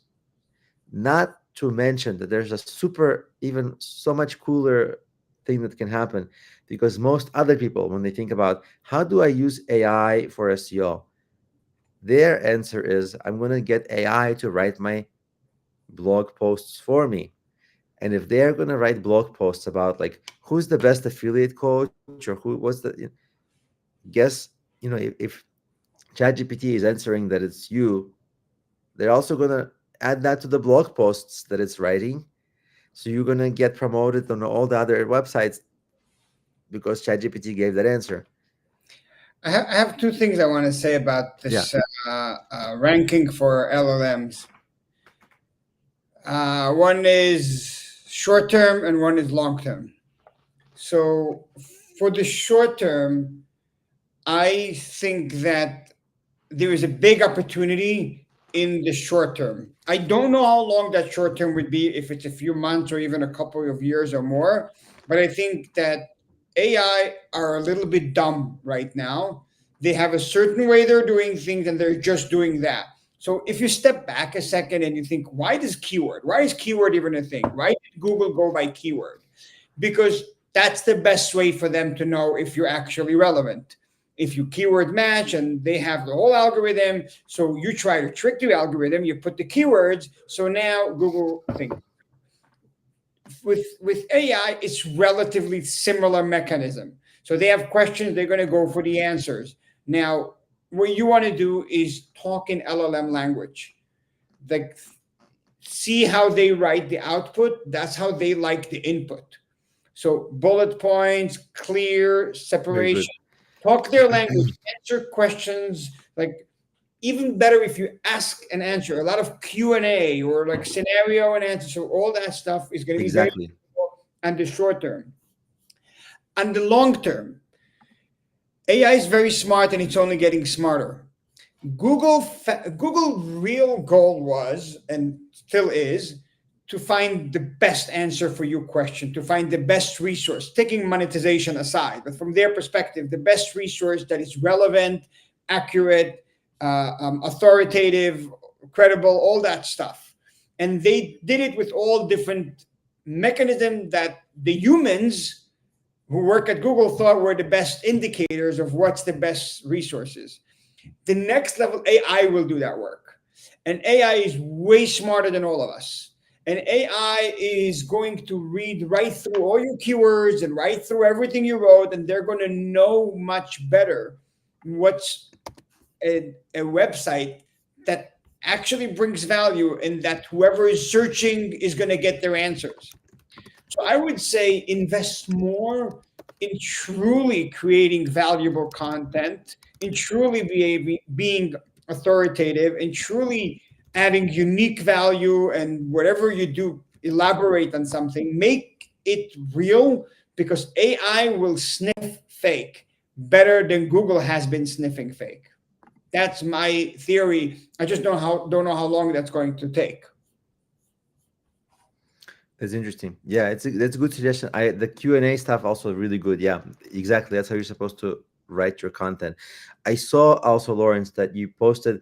Okay, so specifically, this is for a spinal decompression um, website. I'm assuming that's content website to drive to other site, which is an e-commerce. I don't know. You didn't write it, but I'm assuming you own both of them. And you also didn't write it, but to create a website about spinal decompression, you have to be like a doctor or a therapist or something like that.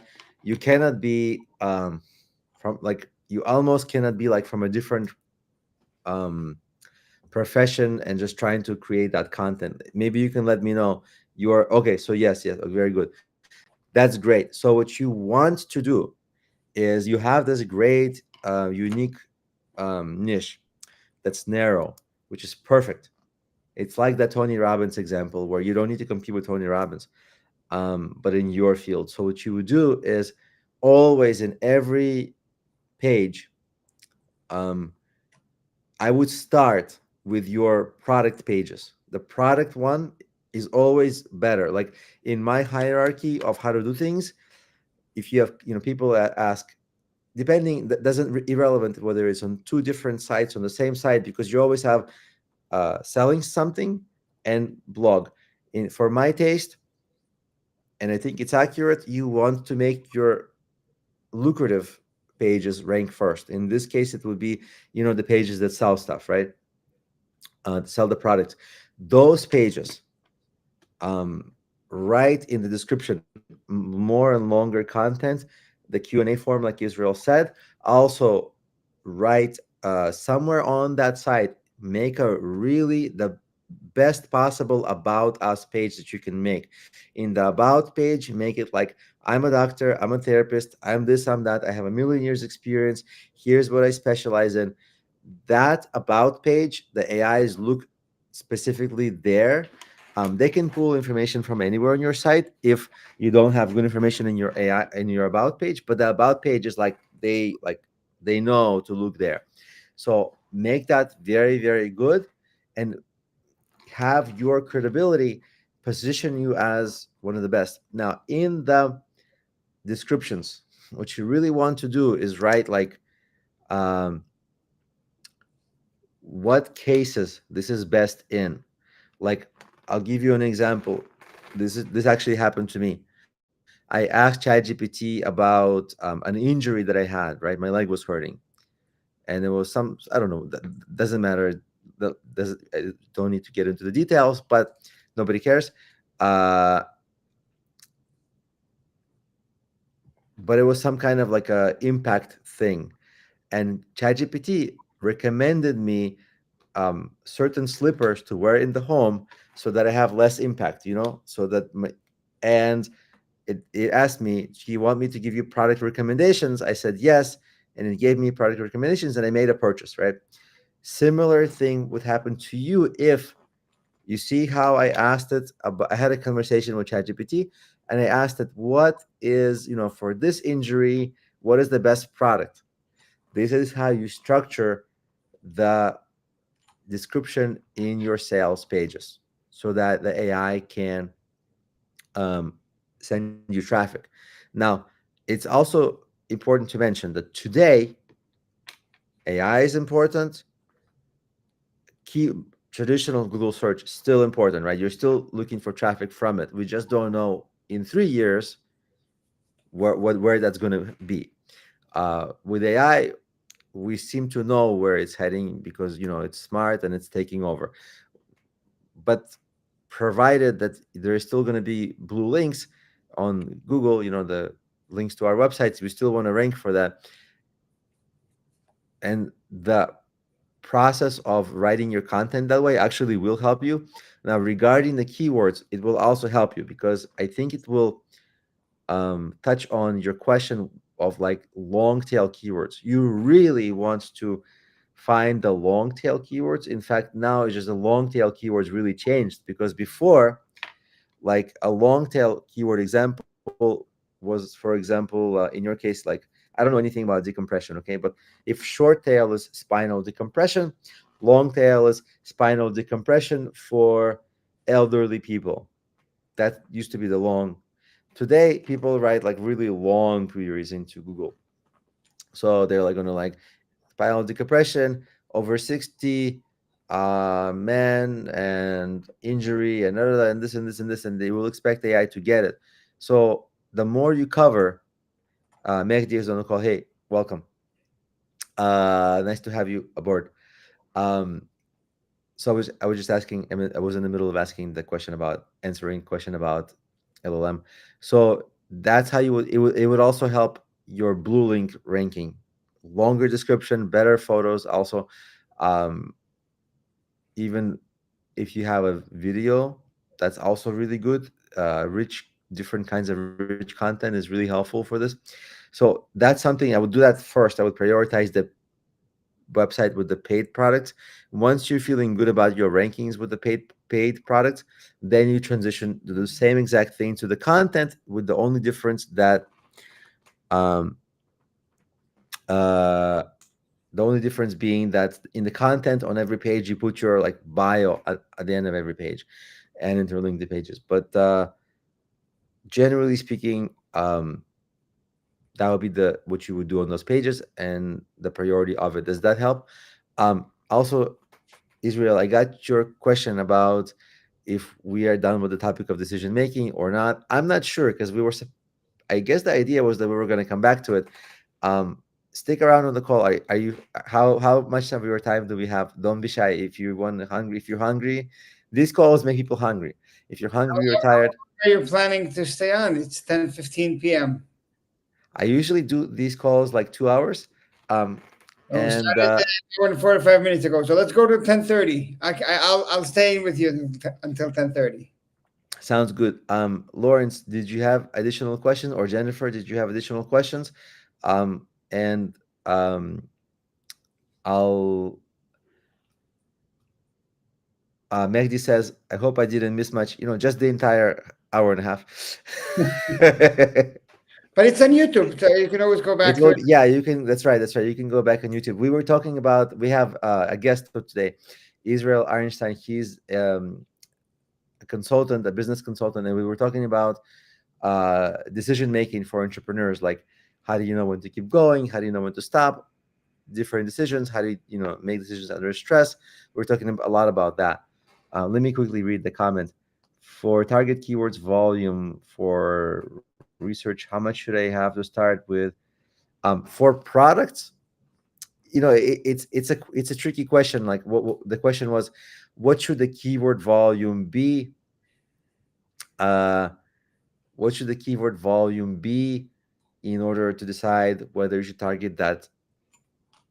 If you're selling products and the keyword volume, it doesn't matter, honestly, because let's say it's only like 10 people searching a month, right? Let's say, the worst thing Google can show you.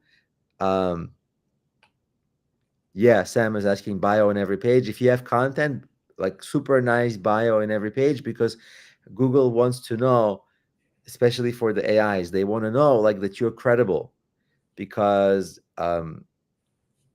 if you are, it's like +1, because they're really careful about um, not showing not uncredible, not things that are not too credible to their searchers. Um, so what was I going to say? I was going to say something about something. I was talking about something, and Keywords per. the number of keywords. Yeah, I having a senior moment. So even if it shows like 10, right, which is the smallest number next to nothing at all,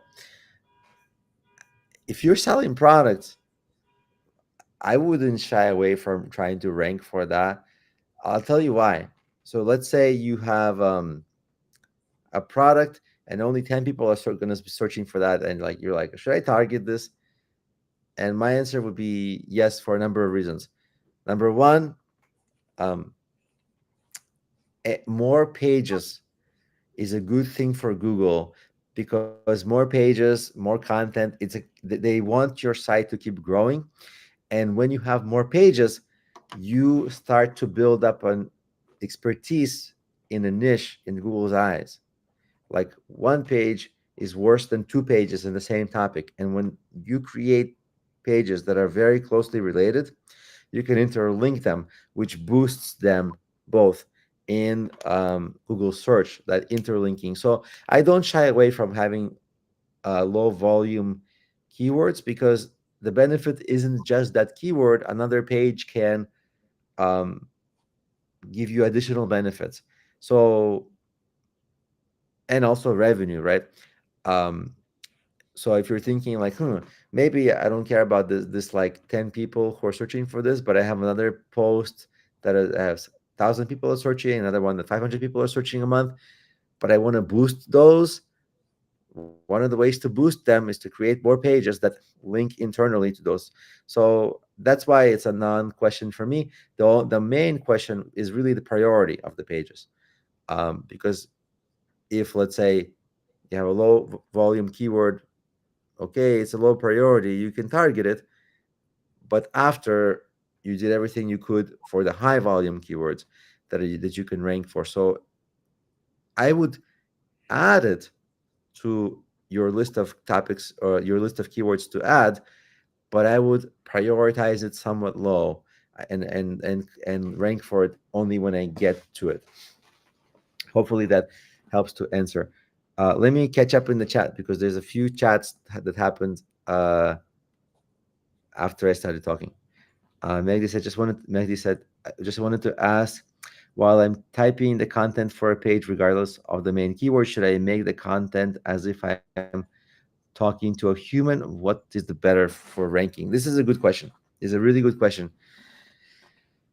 Um, well, you don't want to write like, "Hey, hey, bro," right? You don't, or I think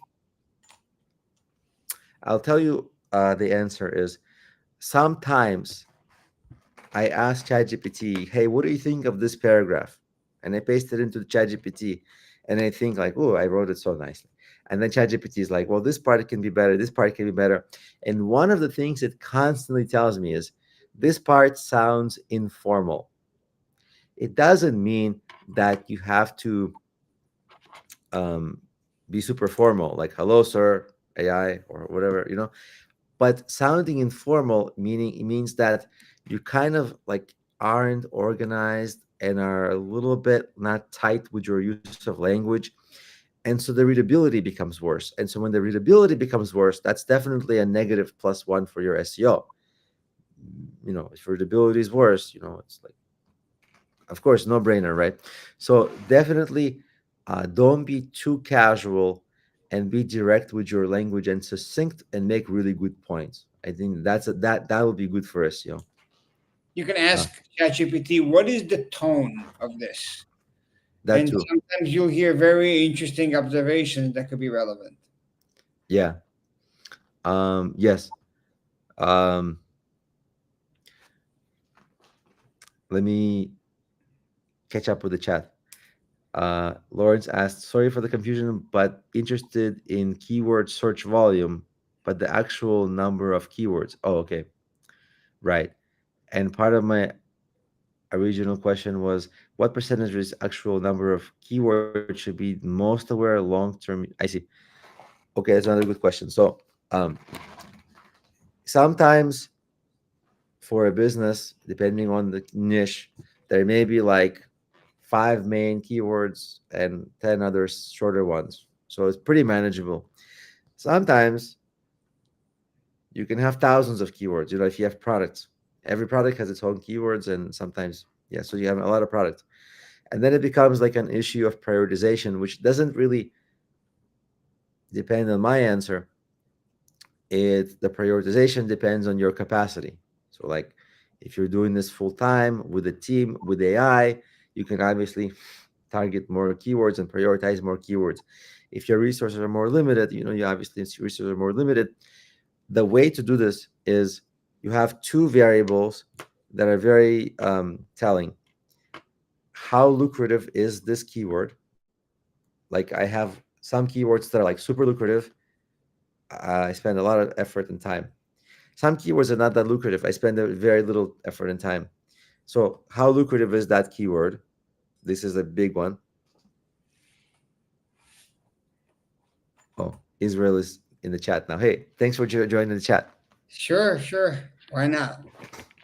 Um, so the for me the uh, how lucrative ultimately is that page is a huge deciding factor, but it's skewed by how competitive is this topic. If you're talking about like, hey, sneakers, there's no way I'm ranking for the word sneakers. So yeah, I would love to rank for that. I can be a billionaire, um, but it's just not going to happen. And then you have to be realistic. So you have to get into an area where it's like maybe it obviously might be difficult to compete with competitors, because any lucrative keyword you can expect it will be competitive, but it shouldn't feel impossible. It should feel doable. The way you can tell if it's doable, you like go to the top 10 of Google and you like look through the competitors. If some of them, maybe they're reputable brands, but the page is not so good. Maybe the pages, other ones, maybe the person writing is not an expert. Or some of them, maybe you're like, hey, I'm going to do my LLM SEO because it's going to take a lot of people time to get up to speed, and some people will never get up to speed with it. But you can kind of hop over people who are slow to adapt. Or it's just if the content isn't good, you're like, well, I'm just going to beat them with my content and actually write better content, more sections, more videos embedded, more photos, and actually better points and more accurate things.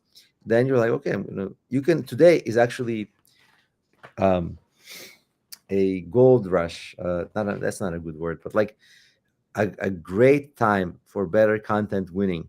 Like 7 years ago, it was kind of horrible. Like, or 10 years ago, I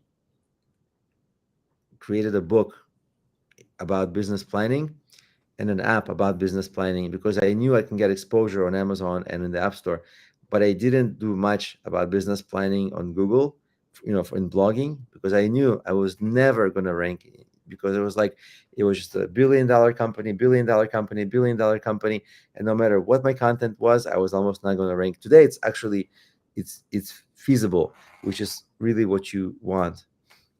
That's the best case scenario. So that's kind of a long answer to this question, but it's not the number of keywords, it's your capacity, and you prioritize within your capacity. You prioritize um, based on how lucrative it is and how feasible it is to rank. The short answer that started as a very long answer. Let me read more.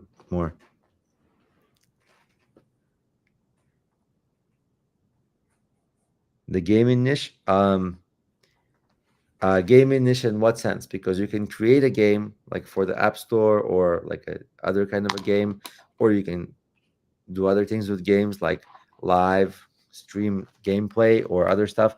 What do you mean? Like, can you elaborate? What about the gaming niche? Generally speaking, the gaming niche. Oh, actually, I know your question because I just realized I know what product you have. For people who don't know, he has a business selling. I can post your if I find it. It's going to take me a while to find it in my emails, but um, it's like kind of get points for video games, right? Am I getting it right?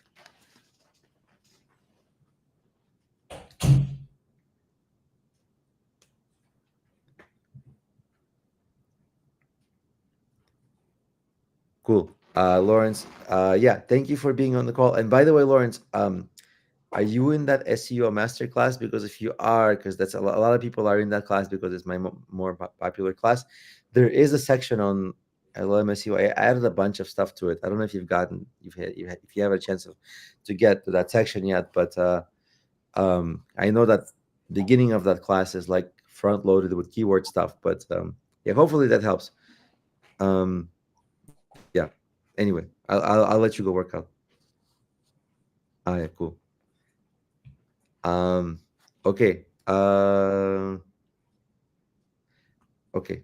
Have a good. I guess we won't keep you. Have a good workout, and yeah, thank you for being a student in my course, and thank you for joining. Hopefully, you can join us next time as well.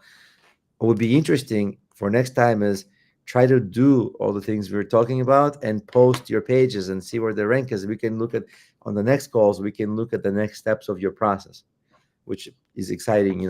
Kind of to make next steps, next steps. Um, cool. Okay.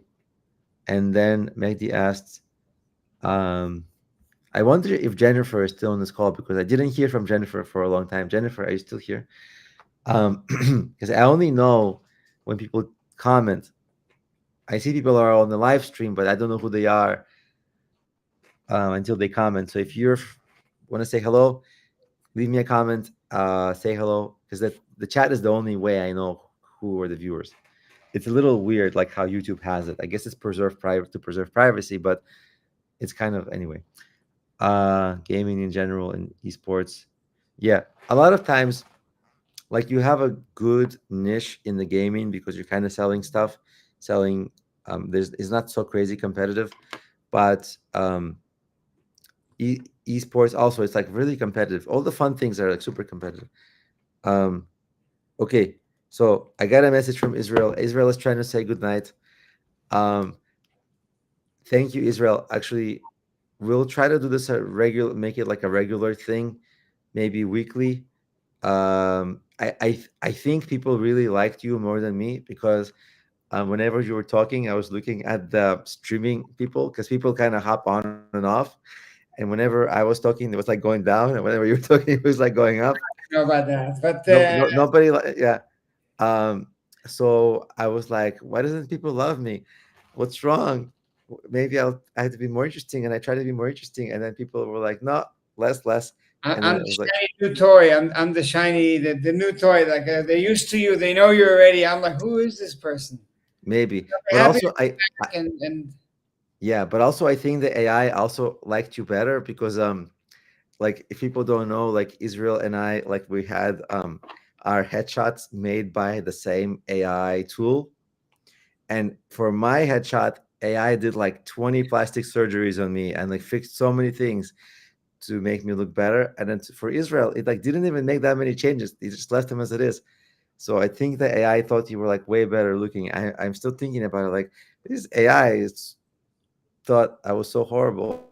I think you're so always on the top of the technology. You probably was one of the first users, and I just came along a lot later, and then it was like so much better because it keeps improving. So that's sometimes the disadvantage of being at the cutting edge of technology. You were the first. I don't think I was at the cutting edge, but But yeah, I'll be we happy to come back, whether it's again decision making and talking more about that or other topics. yeah. We're happy, happy to come in anything around, coaching, business, decision making, and frameworks and that kind of stuff. Yeah, okay, sounds good. We'll figure out a next topic. And thank you again for joining us, and providing this fresh perspective that I think people were getting sick of me, so they were glad to have you. Thank you. If you want to look for me, I have a website, Point Yes, Coaching. So let me www.pointviewcoaching.com. point. Point view. Let me post it in the chat here so people know. I don't know if you can point view It's probably coaching. below over there. Okay, and then feel free to reach out, and I'm always happy to help. Always happy to be here.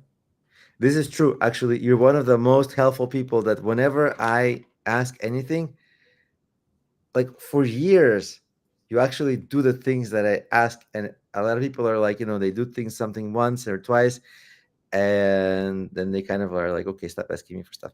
But you have never tired of doing stuff that I asked, even dumb stuff. You ask me to do something, I do it. It's true. That I What a wonderful attitude. You know what? But you also asked me if you can get off the call, which I don't.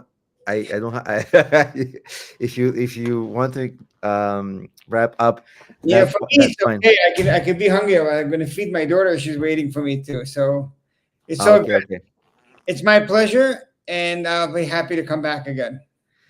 Yeah, it would be fantastic. Thank you again, and have a good night. You, Sam, and And thank you, Alex. Next time. Bye bye. cool. Bye. So I'll stick around for a little bit and see if anybody wants to chat about stuff, and if anybody has questions. I still have a little bit of energy. So yeah, happy to chat about anything. Um, yeah, Israel is a super nice guy. He's like always been helpful, like even without, yeah. Um, and what else? You're welcome, Alexander. Alexander, if you have any questions or if you wanted to chat about anything, I'm not. I wasn't planning on leaving. It's just Israel had to go, but I was kind of planning on sticking around for a little while. Is there something that anybody wanted to chat about? Uh, if no, I have a thing. I have a thing. I have news. I have so many things. It's just we had like a lot of topics. Um, Let me see. Um, I'll kind of wait for if anybody had anything that they wanted to discuss. If not, um, I'll uh, I'll mention. So I have exciting news. A lot of people know about it, but actually, before I talk about it, Sam, um, I was thinking about how to help you make progress because I feel like we were on a few of these calls, um, and we talking about similar like things like how do you get growing with this, right? And by the way, Mehdi, I remember your comment about you tried the LLM SEO, but it was confusing. We can talk about it. Uh, but I wanted to answer Sam because Sam today super patient. Um, I think because we keep on kind of like going over the same things, I wonder if we should start smaller and focus on kind of like very tiny wins. Like forget like we talked about the other day, international SEO, other kinds of SEO. What if you just focus on like the local stuff first? Get the local SEO working, like get your, the Google My Business, that thing, rank number one for some keywords, um, get some inbound calls from that at least. Um, because I know we talk a lot about it, but I don't know if you're there, but if you're like working on these things, we can look at it together on the call and kind of take these little baby steps, because the baby steps I think is what we need, because it sounds like you're busy with your 9 to 5 job, is you don't have a lot of time to invest, not invest, like spend on doing a lot of things, because you got a 9 to 5 job, right? So maybe can you tell me in the chat where you are in terms of do you have a Google My Business listing already posted? uh is it ranking? Have you, like, where are you in that process? Because I think that's the lowest hanging fruit, and maybe we can sort of do the baby steps kind of like that. um so that suggestion. I have one message elsewhere. Let me quickly check because there was some person who wanted to get on the call, but they were sending me stuff. Do. Okay.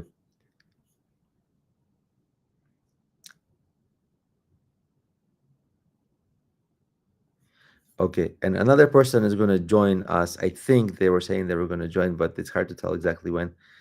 Um, okay. So let me read the comment. As an example, for me to rank in local SEO doesn't help. Right. It's not for you, Mehdi. That was the local SEO stuff is for Sam. Doesn't help at all because people are not able to pay with. I see. Local SEO is something different. It's like local SEO is like the map, ranking on the map. That's what local SEO consists of. But let me keep reading. Sam. I emailed you using the Replit to split my site in two. Uh, I'm not sure I follow. Like I emailed you, but I don't have an. I don't think I got your email.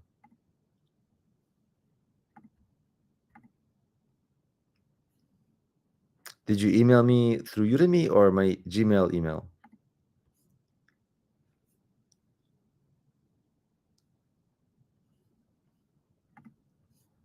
Um,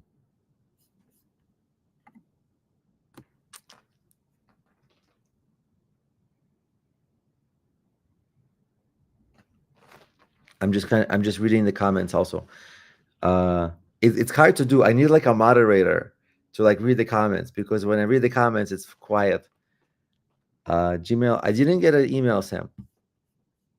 Did you actually use the Replit? Did you actually sign up for Replit and uh, had Replit send me an email?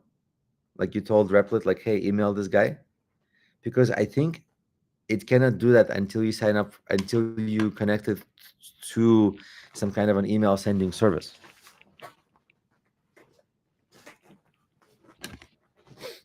Um, Tell me what email you read more. The Gmail. I'll post my Gmail.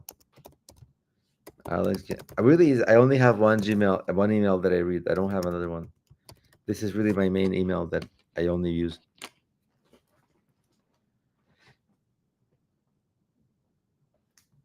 And what else? And then let me try to kind of answer your questions at the same time. So um, Mehdi was asking about, yeah, expert in Facebook, Snapchat, YouTube ads. Yeah, it would be good to have more experts. Is that actually Israel suggested it that he would hop on. It's a little hard to recruit experts. Um, like if I had a giant channel, it would be easier. But I'll try. It won't be like immediate, like this week, next week, but I'll put it on the back of my mind. It's actually really nice because I learned too to have like different guests. A long time ago, I had a channel when I did guest stuff and actually learned from the guests a lot, just fresh perspectives. But now, not so much. I should resume that. I had this past Saturday morning, or I did a Udemy only live stream with instructors. And I guess I can invite different instructors to be guests here. But I think that, if I told them, hey, I'm able to get like so many views on the live stream, but these live streams, they get between 100 and 200, like closer in the end, it gets closer to 200 people because a lot of people watch and replay. At the moment, it shows me like 89 views. Uh, but it will creep up to like a lot more after the replay and all this. That's been the trend. So it's like, okay, 200 views is not a lot. So it's hard to invite experts who are actual good experts. If I am able to grow these and actually find a way for YouTube to, bring me an audience, then this channel would be like a hot destination for guests, which would be super cool because that's an exciting thing to do. Um, so I'll try to invite some guests and see what we can do. That's actually a good idea. Um, but I think Israel can. He doesn't talk a lot about marketing. His marketing is not so much his thing, but he has a lot of topics he can discuss because he's also kind of been a coach for a long time and touched on different fields. So I'll try. Um, I think regarding the LLM SEO, it's it's frustrating to wait because I saw your question about you tried LLM SEO, it wasn't working. Um, but uh, I think if your website is new, it's just too early for any kind of SEO ranking or LLM ranking. You've got to get a little bit of the credibility for your website to go up. I think that was, because we looked at your website last time, that was the issue. It's just like too little activity on it and just too little going on. It's too early. Let me catch up with the chat. Um, Sam said, yes, I shared the splitting text using their site. What does that mean? I don't know what the splitting text means. Do you mean like the split screen that they kind of have? Or maybe you can explain that because I don't quite understand it. And then Mehdi said, do you think the YouTube course is enough to start running YouTube ads? Yeah, YouTube ads is pretty easy. Um, it's the challenge with the YouTube ads is like every niche is different and every consumer is different. You know, like you, so you have to experiment a lot of times, and sometimes your ad script can also needs to be curated for the consumer. So the setup of YouTube ads is pretty easy. It's a matter of like making some, creating an ad for something people want, um, and spending below your revenue, right? Like I believe you sell for 25 or $50 or something like that on your site, something roughly equivalent. Um, so it's a little tricky because you don't have a tremendous margin. And the really tricky part is that like it's possible, surely it's possible to run profitable ads uh, on your channel. The question is, you see, at the first ad you'll make is like it won't work. Like ads just don't work from the first time. And what you'll do is you'll like monitor the uh, data that it shows you on your dashboard, your analytics, and then you'll see, oh, this is wrong, this is wrong, this is not working. You'll go fix that, run ads. Okay, maybe it'll improve something, still not profitable. And every experiment is costing you money, right?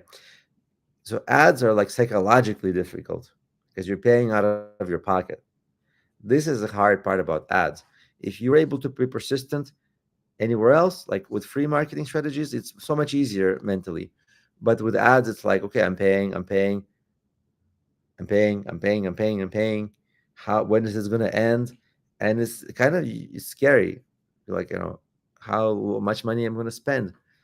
I remember I had this conversation many years ago with these two guys, and they wanted to do affiliate marketing and run ads, and then they told me they spent $50,000 trying to get the ads right on Facebook. And I know, you asked about YouTube, but it's kind of similar. Like it's really hard, and I, kind of felt bad. Like they spent that much money perfecting the ads before they got it right. And then what was really sad is like, because they were selling affiliate products, you shortly after Facebook banned or disallowed ads for affiliate products, so they had to like restart, which is, so that's why ads are hard. So the course, yeah, the course will help you, but it's the like keep on paying for experiments that's super hard. Um, let me catch up with the chat. I don't have a moderator. Um, I need a director for the, so that's the, and yeah, I answered about the YouTube ads. I'm not sure, but I think about it. Maybe stream on all platforms at the same time. Maybe like streamers do. You can stream on Facebook. Yeah, I was thinking about that. Uh, it's kind of on my to-do list to stream more. But oh, right, to get more views. I see what it's in reference to. You're right. Um, yeah, it's true. But I see it a little bit like this. Like, let's say I stream to Twitter, whatever, Instagram, everywhere, right? But maybe, if I'm getting um, a certain amount of people from YouTube, and a lot of them are like people who are, got the email from Udemy. So on other platforms I'm less active, so like I'll have like fewer traffic, right? So let's say I get a little bit of people here, a little bit of people from here, a little bit from there.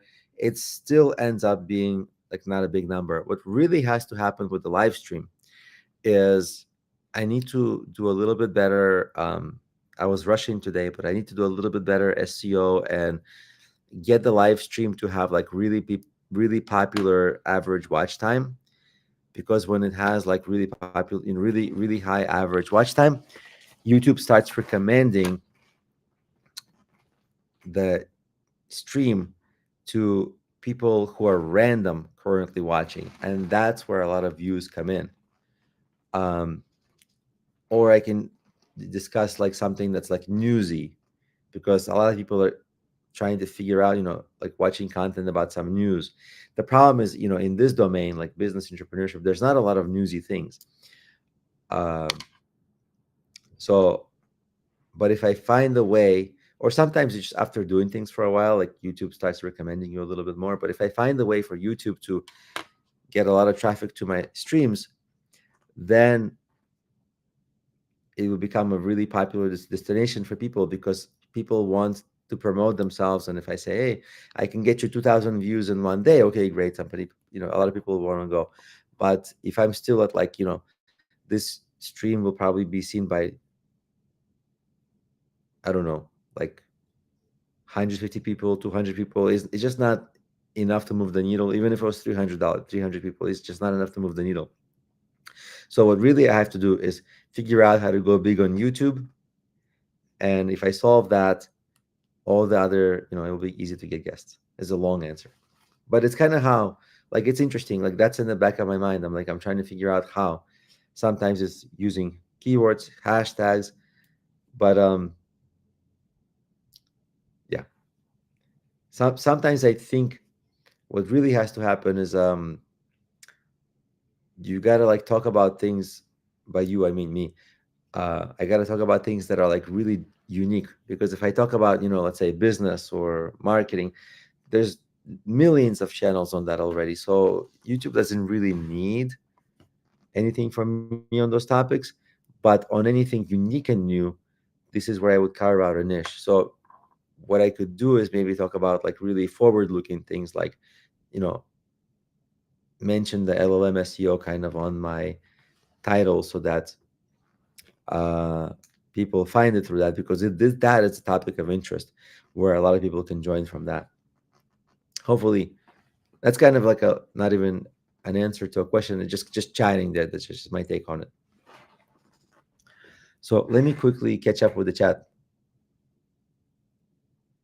My website's splitting to two parts: A, cybersecurity. Oh, that's what I see what you meant, Sam.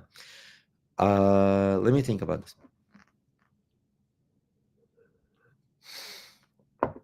I think because it's such a different, cybersecurity is such a different thing than SEO. You really need two websites. Uh,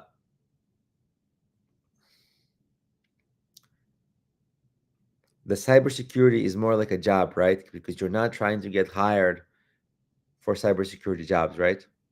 Um, or you are, I don't know.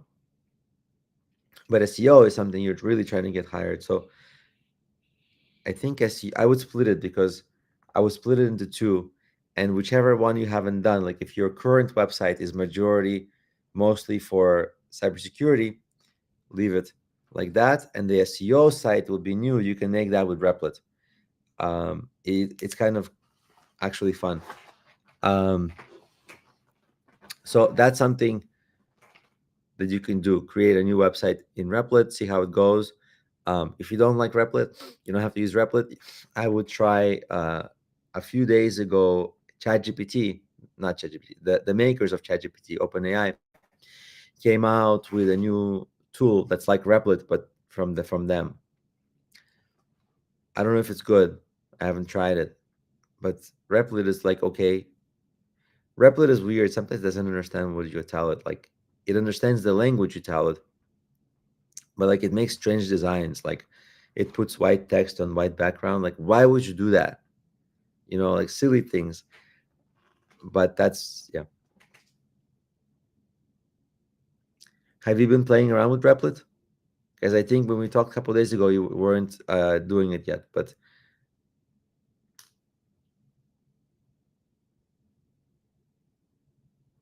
oh, thank you for the kind words, Mehdi. I appreciate it.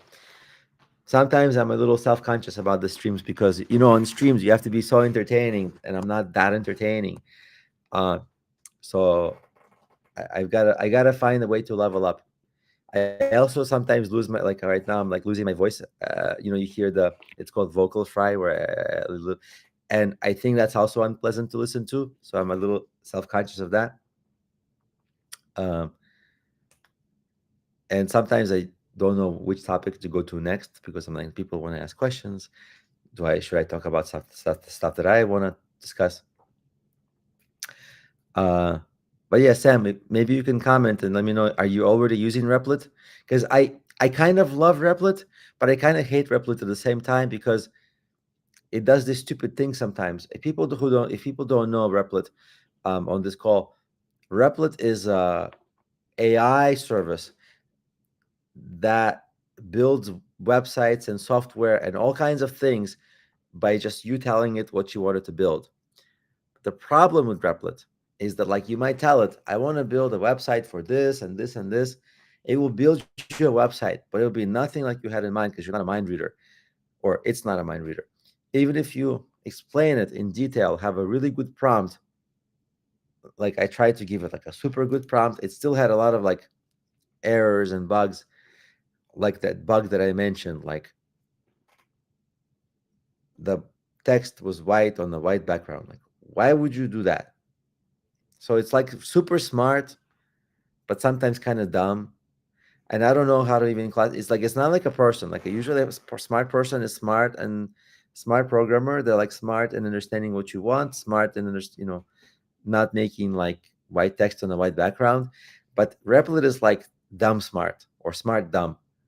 Like it will understand English really well. It will understand what you wanted to do really well, but it will execute that with, at the same time, brilliance, and at the same time stupidity. I don't know how to explain it better. And then you have to, the parts that's stupid, you have to spend a long time telling it, hey, don't do this like that, do this like that, don't do this like that. And so it becomes very time consuming, which is why I get frustrated with Replit. But honestly, I built this website, SPRK token, which is a crowd, kind of a crowdfunding. As Yeah, I posted in the chat, like a crowdfunding website for, through cryptocurrency. And I built it in like 2 days, probably, if you look at full-time work of 2 days, but boring 2 days. It's a lot of like typing to AI, do this, now don't do this. If I was to have to program this, like I was a software engineer many years ago, the same website would take me like, first of all, it would be uglier. And second of all, the features would also take me like maybe probably a month to make, because every time you have to like make a new feature, you're like, oh, I've never made that feature, I don't know how to make it, have to go read the manuals and APIs and blah blah blah, and it's super boring. So thank God, like Replit does it. Like even like little things, like implementing little features. I'm like, oh God, it would have taken me a day to figure this out, and Replit like figures it out in like a couple of minutes. And sometimes when there's bugs, like it's good at figuring out how to fix bugs. But at the moment I have a love hate relationship, mostly love, but not completely love, with that kind of relationship with Replit. Um, Let me also, but I recommend everybody try it, because if you ever have an idea for anything, an app, a software, like everybody's talking about, like smart people in the AI world, they're talking about how like you can have an idea and tomorrow you have that idea built. And even if you don't use Replit, you can use a service like Replit. Today there's a bunch, like I think it's called Base 44. There is one, Lovable. There's one, and of course OpenAI made one. So I really recommend people try these.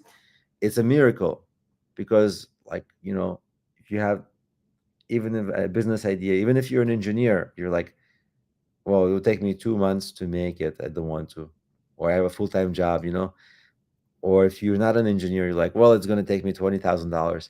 No more, no more.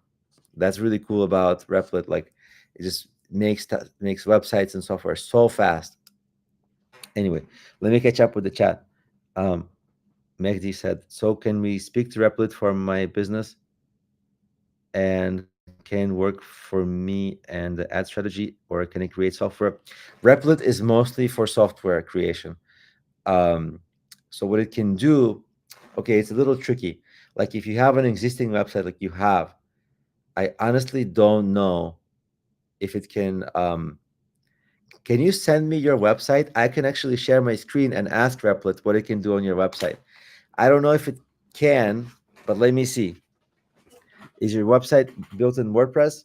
I know it cannot edit WordPress websites because it doesn't have WordPress doesn't have that functionality to allow Replit in. Let me get your because I have your website. So I'll post the website because I'm able to post it. But let's look at it together. It might be fun. Do, do, do, do, do, do, do. I lost. I have so many tabs. I have a tab problem. So this is the website for everybody to check it out. It's WordPress. So there's a couple of options, right? So check it out. I'm going to go to my Replit.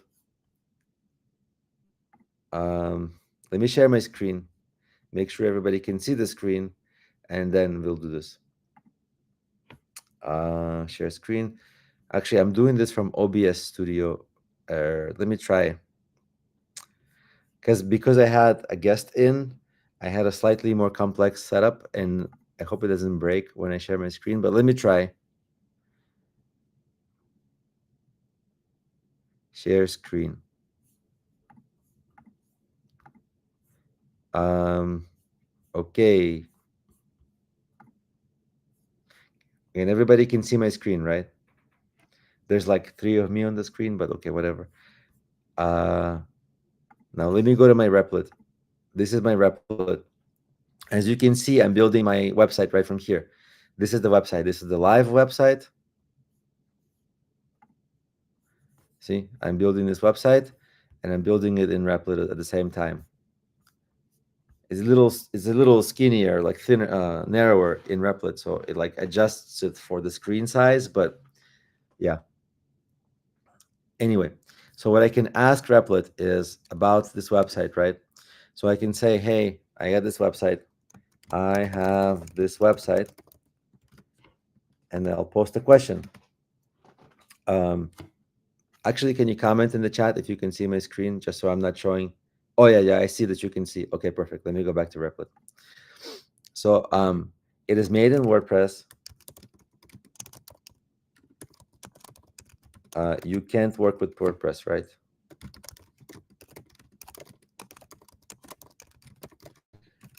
If you can't, can you just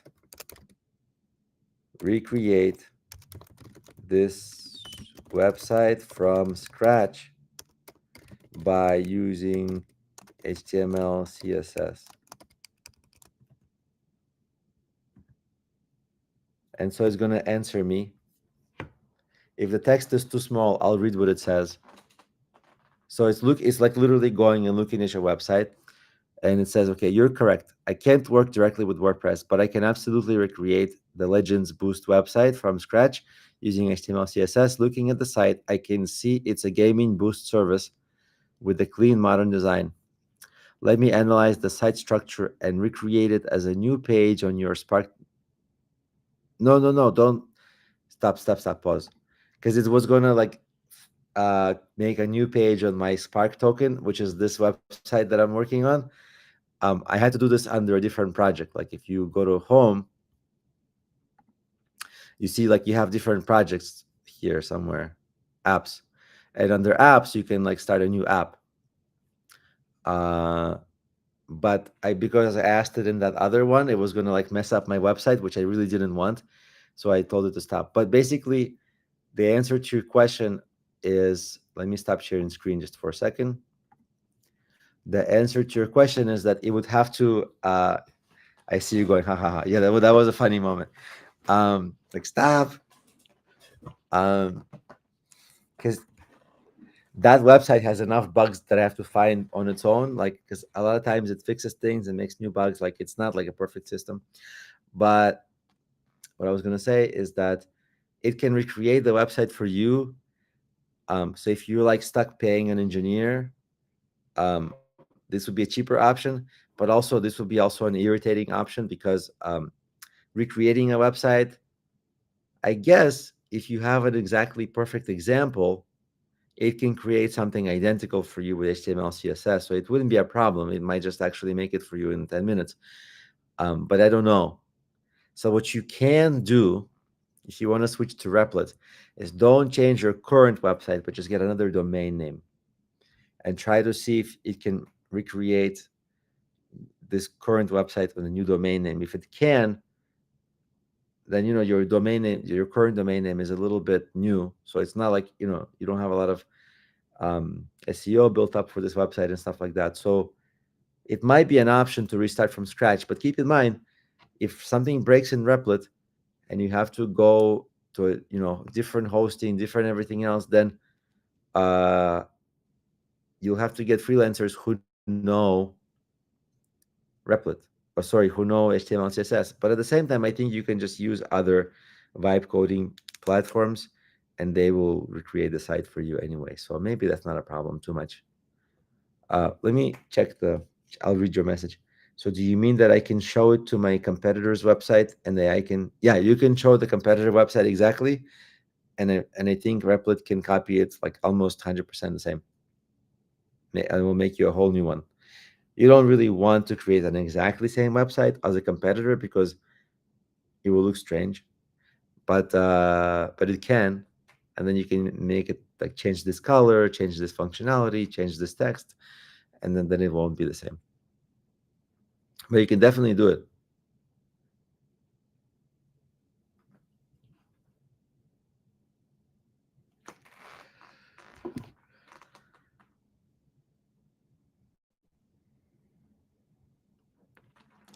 By the way, if there are new people on the call, feel welcome to introduce yourself in the chat because I only know who you are if you chat.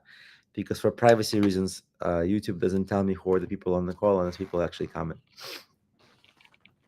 Yeah, it is insane that that software can just replicate a website. It's pretty cool, but it's like freeing because in the past it would be such a nightmare. Not like total nightmare, but you would have to go on Fiverr, hire freelancers. They would be not so good.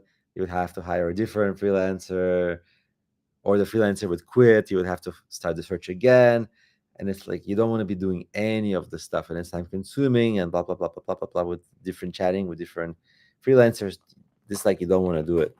So that's kind of cool that you can avoid it.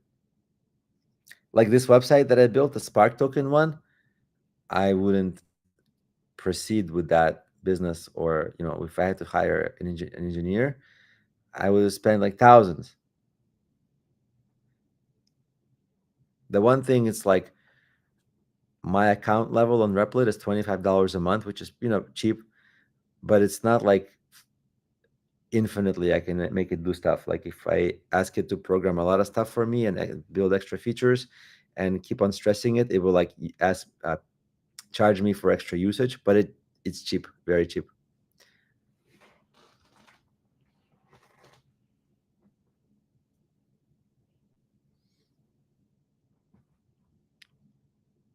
By the way, we are on this call for 2 hours and 37 minutes. How's everybody doing?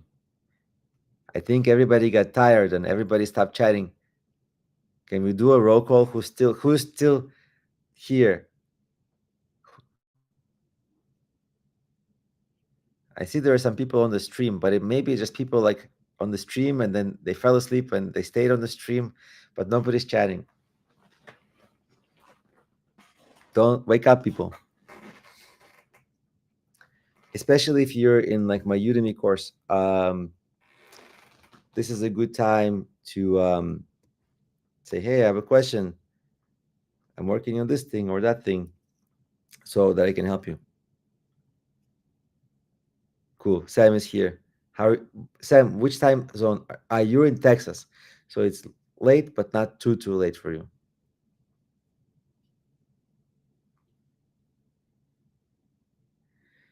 Make,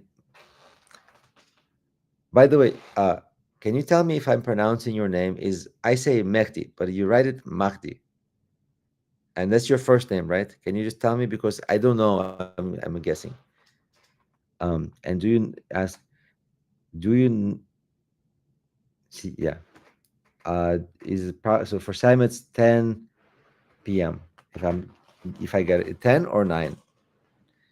Uh, for me it's 11. I should go to sleep soon. Let me see. Uh, do you do you know any AI made for marketing that can give strategy based on the business? Ah, I think ChatGPT. Ooh, let's ask ChatGPT together. Oh, that will be good. Um, okay, cool. 10. All right, let's ask ChatGPT. I'm actually curious. So let's see if ChatGPT. Uh, how about I compare my answer to ChatGPT? If you were to ask me how to promote your website, I would say because you have products, you have to. I would say do SEO for the product pages. I think that AI will tell you to do social media because everybody says do social media. Um, but I think what you want to do is go and actually no, I changed my mind. SEO is still good. Secondary strategy, I would say, do gameplay and YouTube lives and participate in the community of that game so that people know you because a lot of people don't even know that they can buy this kind of stuff and a lot of people will buy it, especially couple the interactions that you have with sales and promotions. um, Especially like if you have a price like $25, you always want to say like uh, $24 discount, discounts like expiring in a few days. That urgency, right? It's just a recipe in inside sales. Alexander is saying, thanks. Alexander, are you heading out? What time zone are you in? We were just gonna do a cool experiment. So let's see. Um, let's see what ChatGPT will say. I'm not gonna share screen because I was like, let me share. Let me see what I was asking ChatGPT before. Oh no, something pretty simple. Okay, let me share screen and then we're gonna do the ChatGPT experiment. Share screen.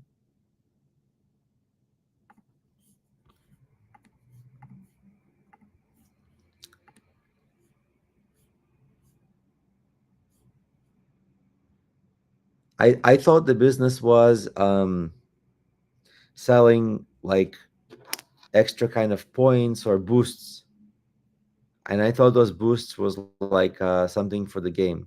Did I get it wrong?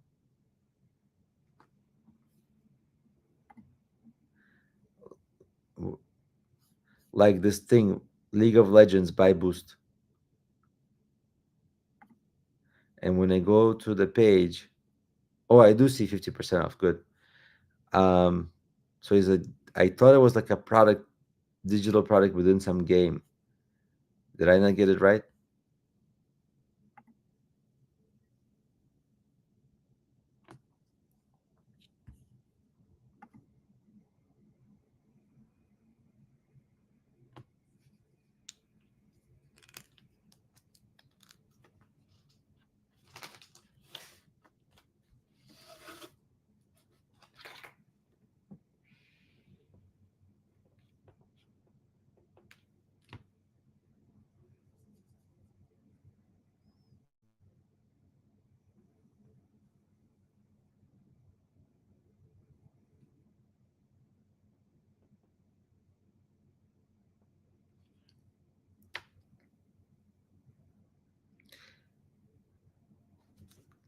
But anyway, I just got confused because I thought, well, let's ask ChatGPT.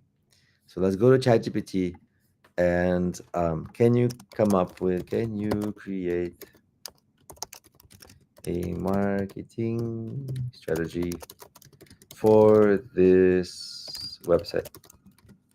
Let's see if it's different from what I was thinking. sometimes ChatGPT is a little bit bad at like real time. Like if it doesn't know a lot about your business, it might make a mistake, which it probably doesn't know a lot about your business because it's new. Like it sucks to go. It's not good at fetching online. Sometimes it like gives wrong answers. Like I asked it one time, "What do you think of this page?" Oh, Jennifer is back. Jennifer, we're doing a cool experiment. We're asking. I'll post the website so that you see. Um, we have a website. One of the people on the call, Mehdi, he was asking how to promote this, and I had some ideas for how to promote it. And then we are asking ChatGPT for how to promote it. And then I was saying that ChatGPT is sometimes not good at like live stuff. But okay, let's see what it says. Here's a comprehensive marketing strategy for Legends Boost, leading game service platform offering boosting, coaching, and account services. Define and hone your brand. Okay, it's a little bit high level. SEO and paid ads. Okay. Where's the ads? Ad campaigns, Google ads. All right. Those very same keywords that you are trying to target for SEO, it's saying run Google ads for them as well, as long as it's not too expensive. That's a reasonable idea, actually. I would look into it um, because it might be that competitors aren't running those ads. So that's actually really good. And it also can help you. You can run the ads in the region that you want because you were asking the other day about specific places. So that's a good idea. Um, I usually shy away from running Google ads because they're so expensive, and I only recommend them after people have like a high conversion rate already. So if you have like a high conversion rate on your pages, then you kind of know, okay, like traffic is going to convert. But if you don't, sometimes ads just lose money. That's why I'm a little like shy of suggesting ads too quickly, even though it's an easy and apparent strategy. It's like, okay, well, if other marketing strategies don't work, ads, it's easy kind of to go to that mentally. But uh, because you can lose a lot of money with ads, I kind of be careful. But let's keep going with the ChatGPT suggestion. Content marketing, like how-to articles, okay. And then partnership and affiliate programs, okay. Community, this is kind of thing what I was, is it like live streaming features, broadcast and boosting sessions? Yeah, like this is the kind of thing that I was saying. Discord server, I wasn't saying that. Trust and safety messaging. Mm, this will help your conversion rate on your website. Promotions and loyalty programs, UI, UX, funnel optimization. Okay, it has a lot of stuff. It's hard to do all of this at once.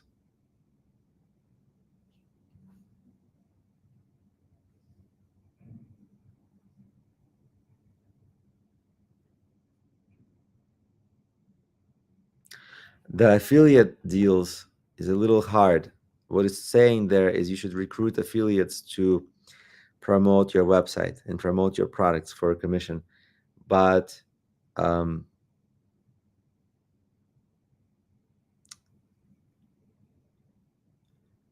it's actually kind of hard to recruit them because they a lot of times want to get paid up front. So maybe that's not the best option. Um, but I kind of honestly, I kind of like the marketing strategy that I made better. ChatGPT's marketing strategy was a little bit all over the place. Although the one thing I do liked is that it did mention like optimizing your website for conversion a little bit more, which I did feel, but I didn't like express. Um, where this here? No, wait, I lost it here. No, was it here? This.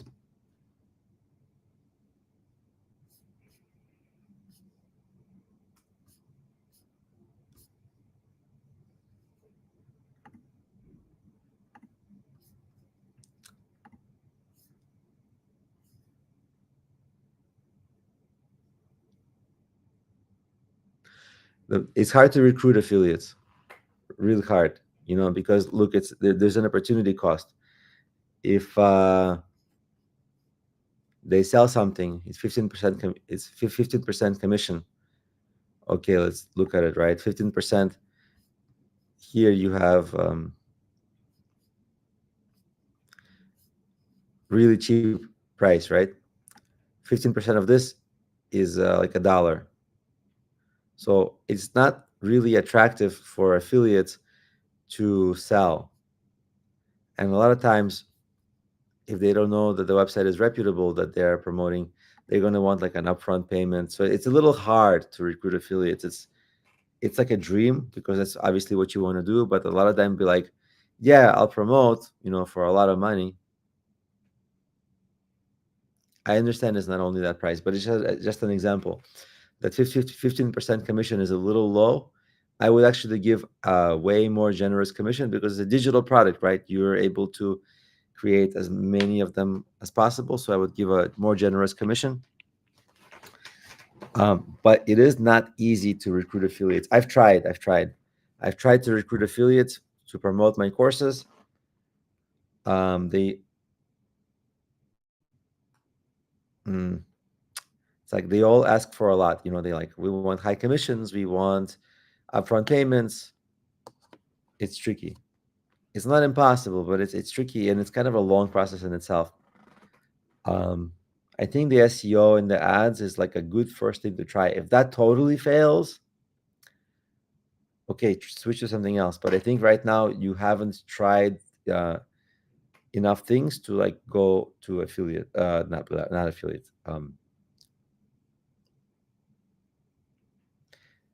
Uh, I think this is like a sign I'm tired that I'm like influencer, influencers. I'm like, what was that word? Influencers.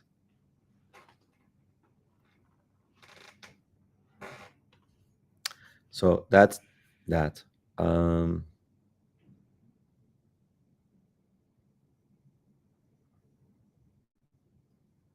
yeah, 50-50 is good. Honestly, 75-20 is also good because if you're making money, you want affiliates, if you get one, if it's an effective one, you want them to keep on doing their thing. You kind of want to, and to recruit them, you have to be generous, and to make them stay, you have to be generous because it's kind of found money, right? If they keep on if they keep on promoting for you, it's not like you would have had, you wouldn't have had that promotion, from other means. I got an email from you. Let me check my email because I know you cannot post links in here.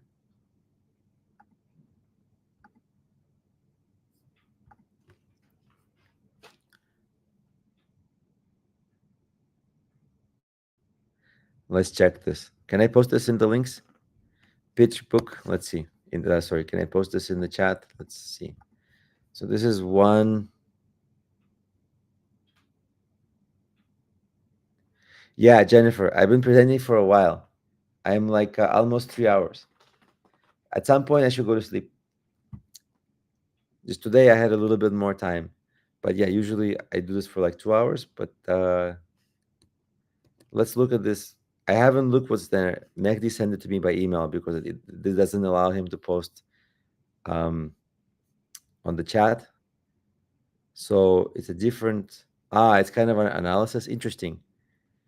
Founded 2021, 27 employees. They have a VC funding for $2 million. Is it because they boost all the games, right? Maybe for that reason. That's interesting. Developer of a gaming marketplace platform designed um, for affordable gaming services. The company's platform facilitates increasing rank and. Right, of course.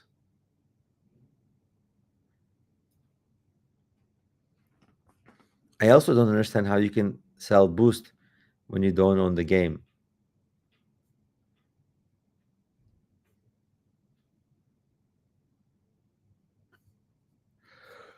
And then there was this other one.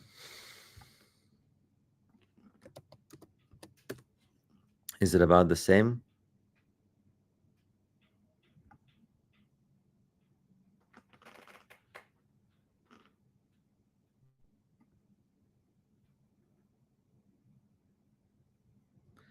This site is giving me some problems. I try one more time. If not, then I quit.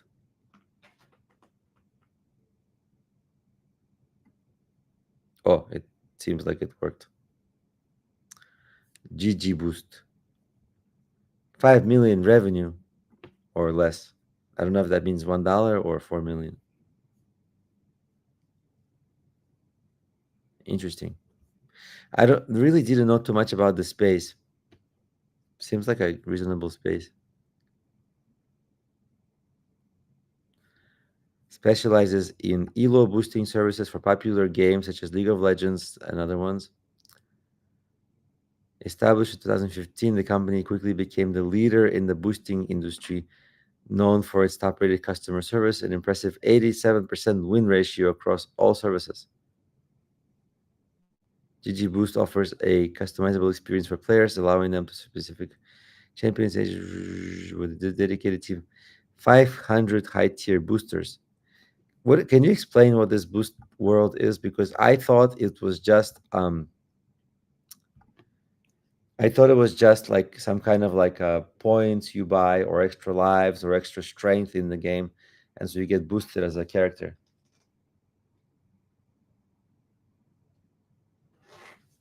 Maybe I don't understand this boost space.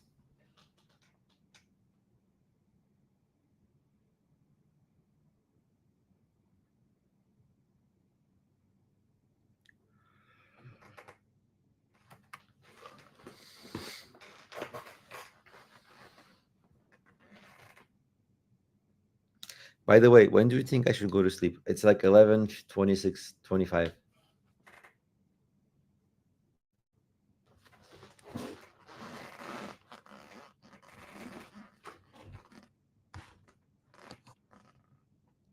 I saw this guy, um, somebody else streaming on YouTube, and he was like a political streamer, and there's like he was talking about Iran. This was like yesterday. Yeah, I think it was yesterday. Yeah, yesterday. It was some political guy talking about what's happening in Iran, and he had like so many people on the stream. It was insane. Like he also is like a popular YouTuber. He had like 942,000 um, subscribers. While as he was talking on the stream, he said, "Now I have 143,000 subscribers." And then like 20 minutes later, he's like, "Now I have 944,000 subscribers." I'm like, how is this even possible? I know it was like a popular topic, because everybody wants to know what's going on. Uh, and he was kind of interesting. He was posting pictures like right from the ground. People were sending him like phone made videos and he was posting them. So it was really cool, like better than the news. But because it was super real time from like random people. But that impressed me so much. Just the crazy numbers. And then people were giving him like boosts, $50 boosts. Multiple people, like one person $50, in like a few minutes he made like 150 bucks. I'm sure he made a lot more, but that was I was watching yesterday and I was like, wow. I was less watching him talking about his topic, but I'm like more like watching how is this possible. I should do like a newsy one. I just need to find like some kind of. There's no entrepreneur news. This is like a, but maybe something newsy. That would work. Let me check what's happening here. Okay, so you're explaining that thing. Okay, what we do is help them reach a higher rank for. Oh, you mean like you play for them? Is that what you mean? Like you actually play the game?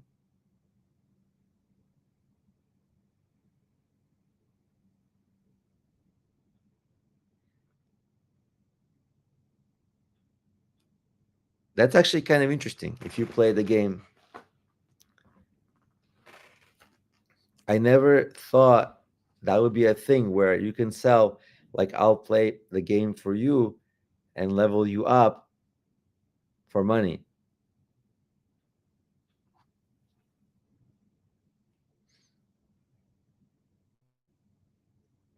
That's cool, but are you gonna get bored of playing the same easy levels all the time?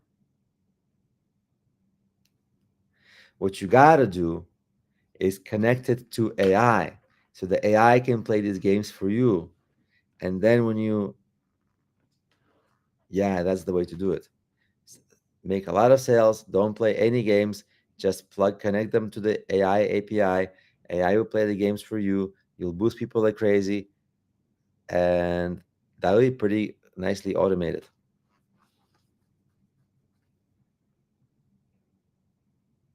Oh, I see. You got people playing. Well, that's what you got to automate those people with the AI. But it's I see the idea. That's pretty cool. Pretty cool. I wonder, what if you start your own live streaming channel, showing people how to play this, and at the same time promoting the service from the live streaming channel as you're streaming? I think that would be actually kind of cool. Uh, maybe, maybe.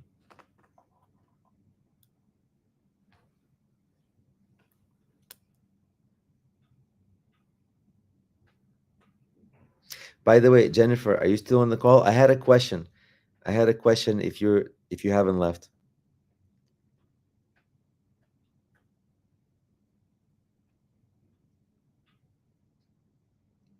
Oh no, I saw that you left. I think I see your comment now. I said, Alex, you're amazing. Thank you. I have to meet a deadline tonight, so I'm gonna go. I'll see you Thursday. What time? Oh, Thursday, probably 8 or 8:30, something like this. Uh, I don't know if you're still on the call. I can't tell if you're still on the call or not. It doesn't tell me when people stay or leave. I just see messages when I see messages. Um, so yeah, I also don't know how long this call should go on because we've been on like 3 hours. We're over 3 hours now.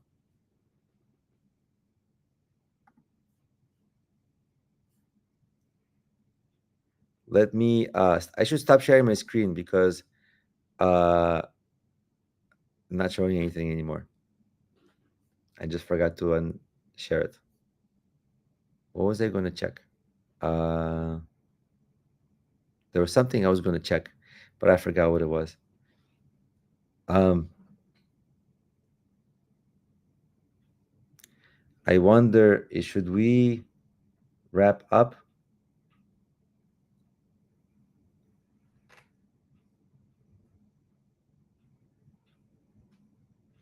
Ah, I think you see. Uh, yeah, thanks, Sam, for sticking around. You know what I think is going to happen if you do a live stream? When you do a live stream and you name your live stream like League of Legends, and then use all the other keywords with like League of Legends, people who are looking for stuff about League of Legends or interested in League of Legends, you're going to have a way higher chance to get promoted to new people on YouTube during the live stream. So in this case, like if I made this video, like right now, this video title is something like student office hours and discussion on decision making strategies. The only keyword is decision making. But if I actually used keywords like entrepreneurship, business, or even more specific keywords like Udemy or something else, um, or cryptocurrency or whatever, the topic is, YouTube would promote me a little bit more to the YouTube audience. And this is what you want. You want like random people who don't know you to find you by the keyword, which is, the game name in your case, and start watching. And then as you're playing, you're talking and you're like, hey, I can beat this level for you and I can beat this thing. So that's a cool thing. It's kind of a cool little niche. I didn't know this existed because I thought it was like buying, points or something.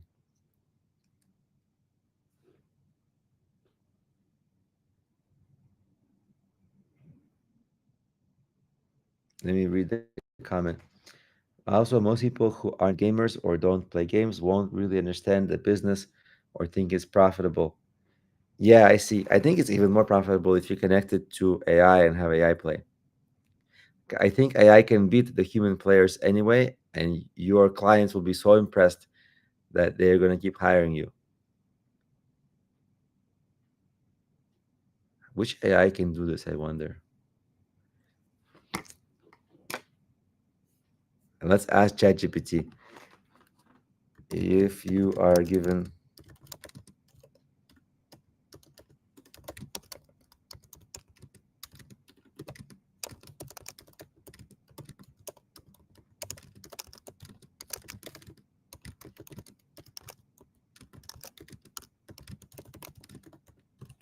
I asked ChatGPT. I stopped sharing screen, but I'll tell you what I asked. I asked it. Ooh, it said yes. Look at this. I'm going to share my screen. I'm going to share my screen because this is kind of interesting. Share screen. Are you still with me? Okay, look, I'm going to look at, let's look at this. If you see what I wrote, if you are given login access to the League of Legends game, can you do the gameplay and level up? It said technically yes. If someone gives you their League of Legends login credentials, you can log in and play on their behalf. No, I mean, it said, I think it thinks about me. I meant you. Like, I meant you, ChatGPT.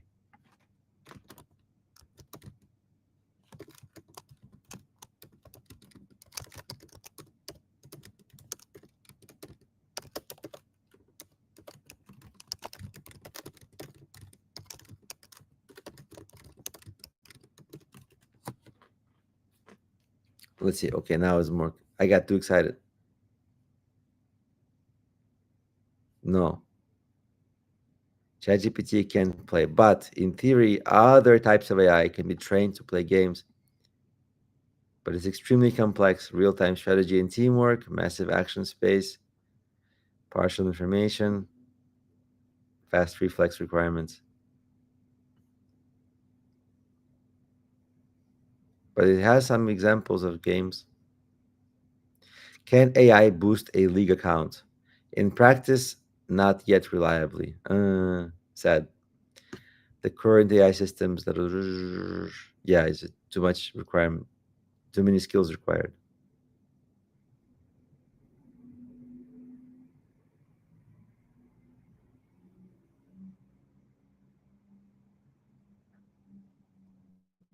Yeah. Okay, so it was a nice try, but it's not able to do it.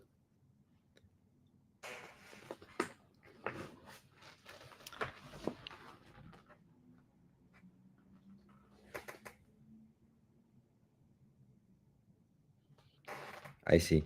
You might even get the customer's account banned. Right, right, right. That's true. Okay, fair. Okay, so you can stick with your business model. That's cool too. Um,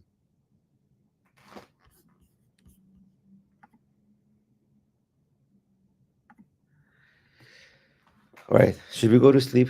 By we, I mean me, because it's late for me. I'll do another one Thursday. Probably 8:30 or yeah, something like that.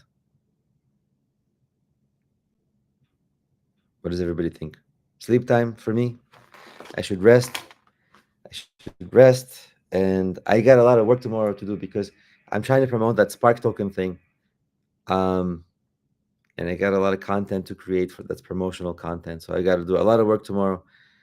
Still have a few things to do today, but cool. Yeah, if you can make it this next time, then another time, or we can do. I don't know if next week I'll be free. I'm trying to do a lot of things this week because next week and the next week and the following week I'm not going to be as free. But after that again I'll be more free. But whenever, yeah, we'll make it happen. All right, everybody. Thank you for sticking around with me for over 3 hours, and hope everybody has a good evening or day wherever you are. And chat soon. Should we say bye? Is that cool?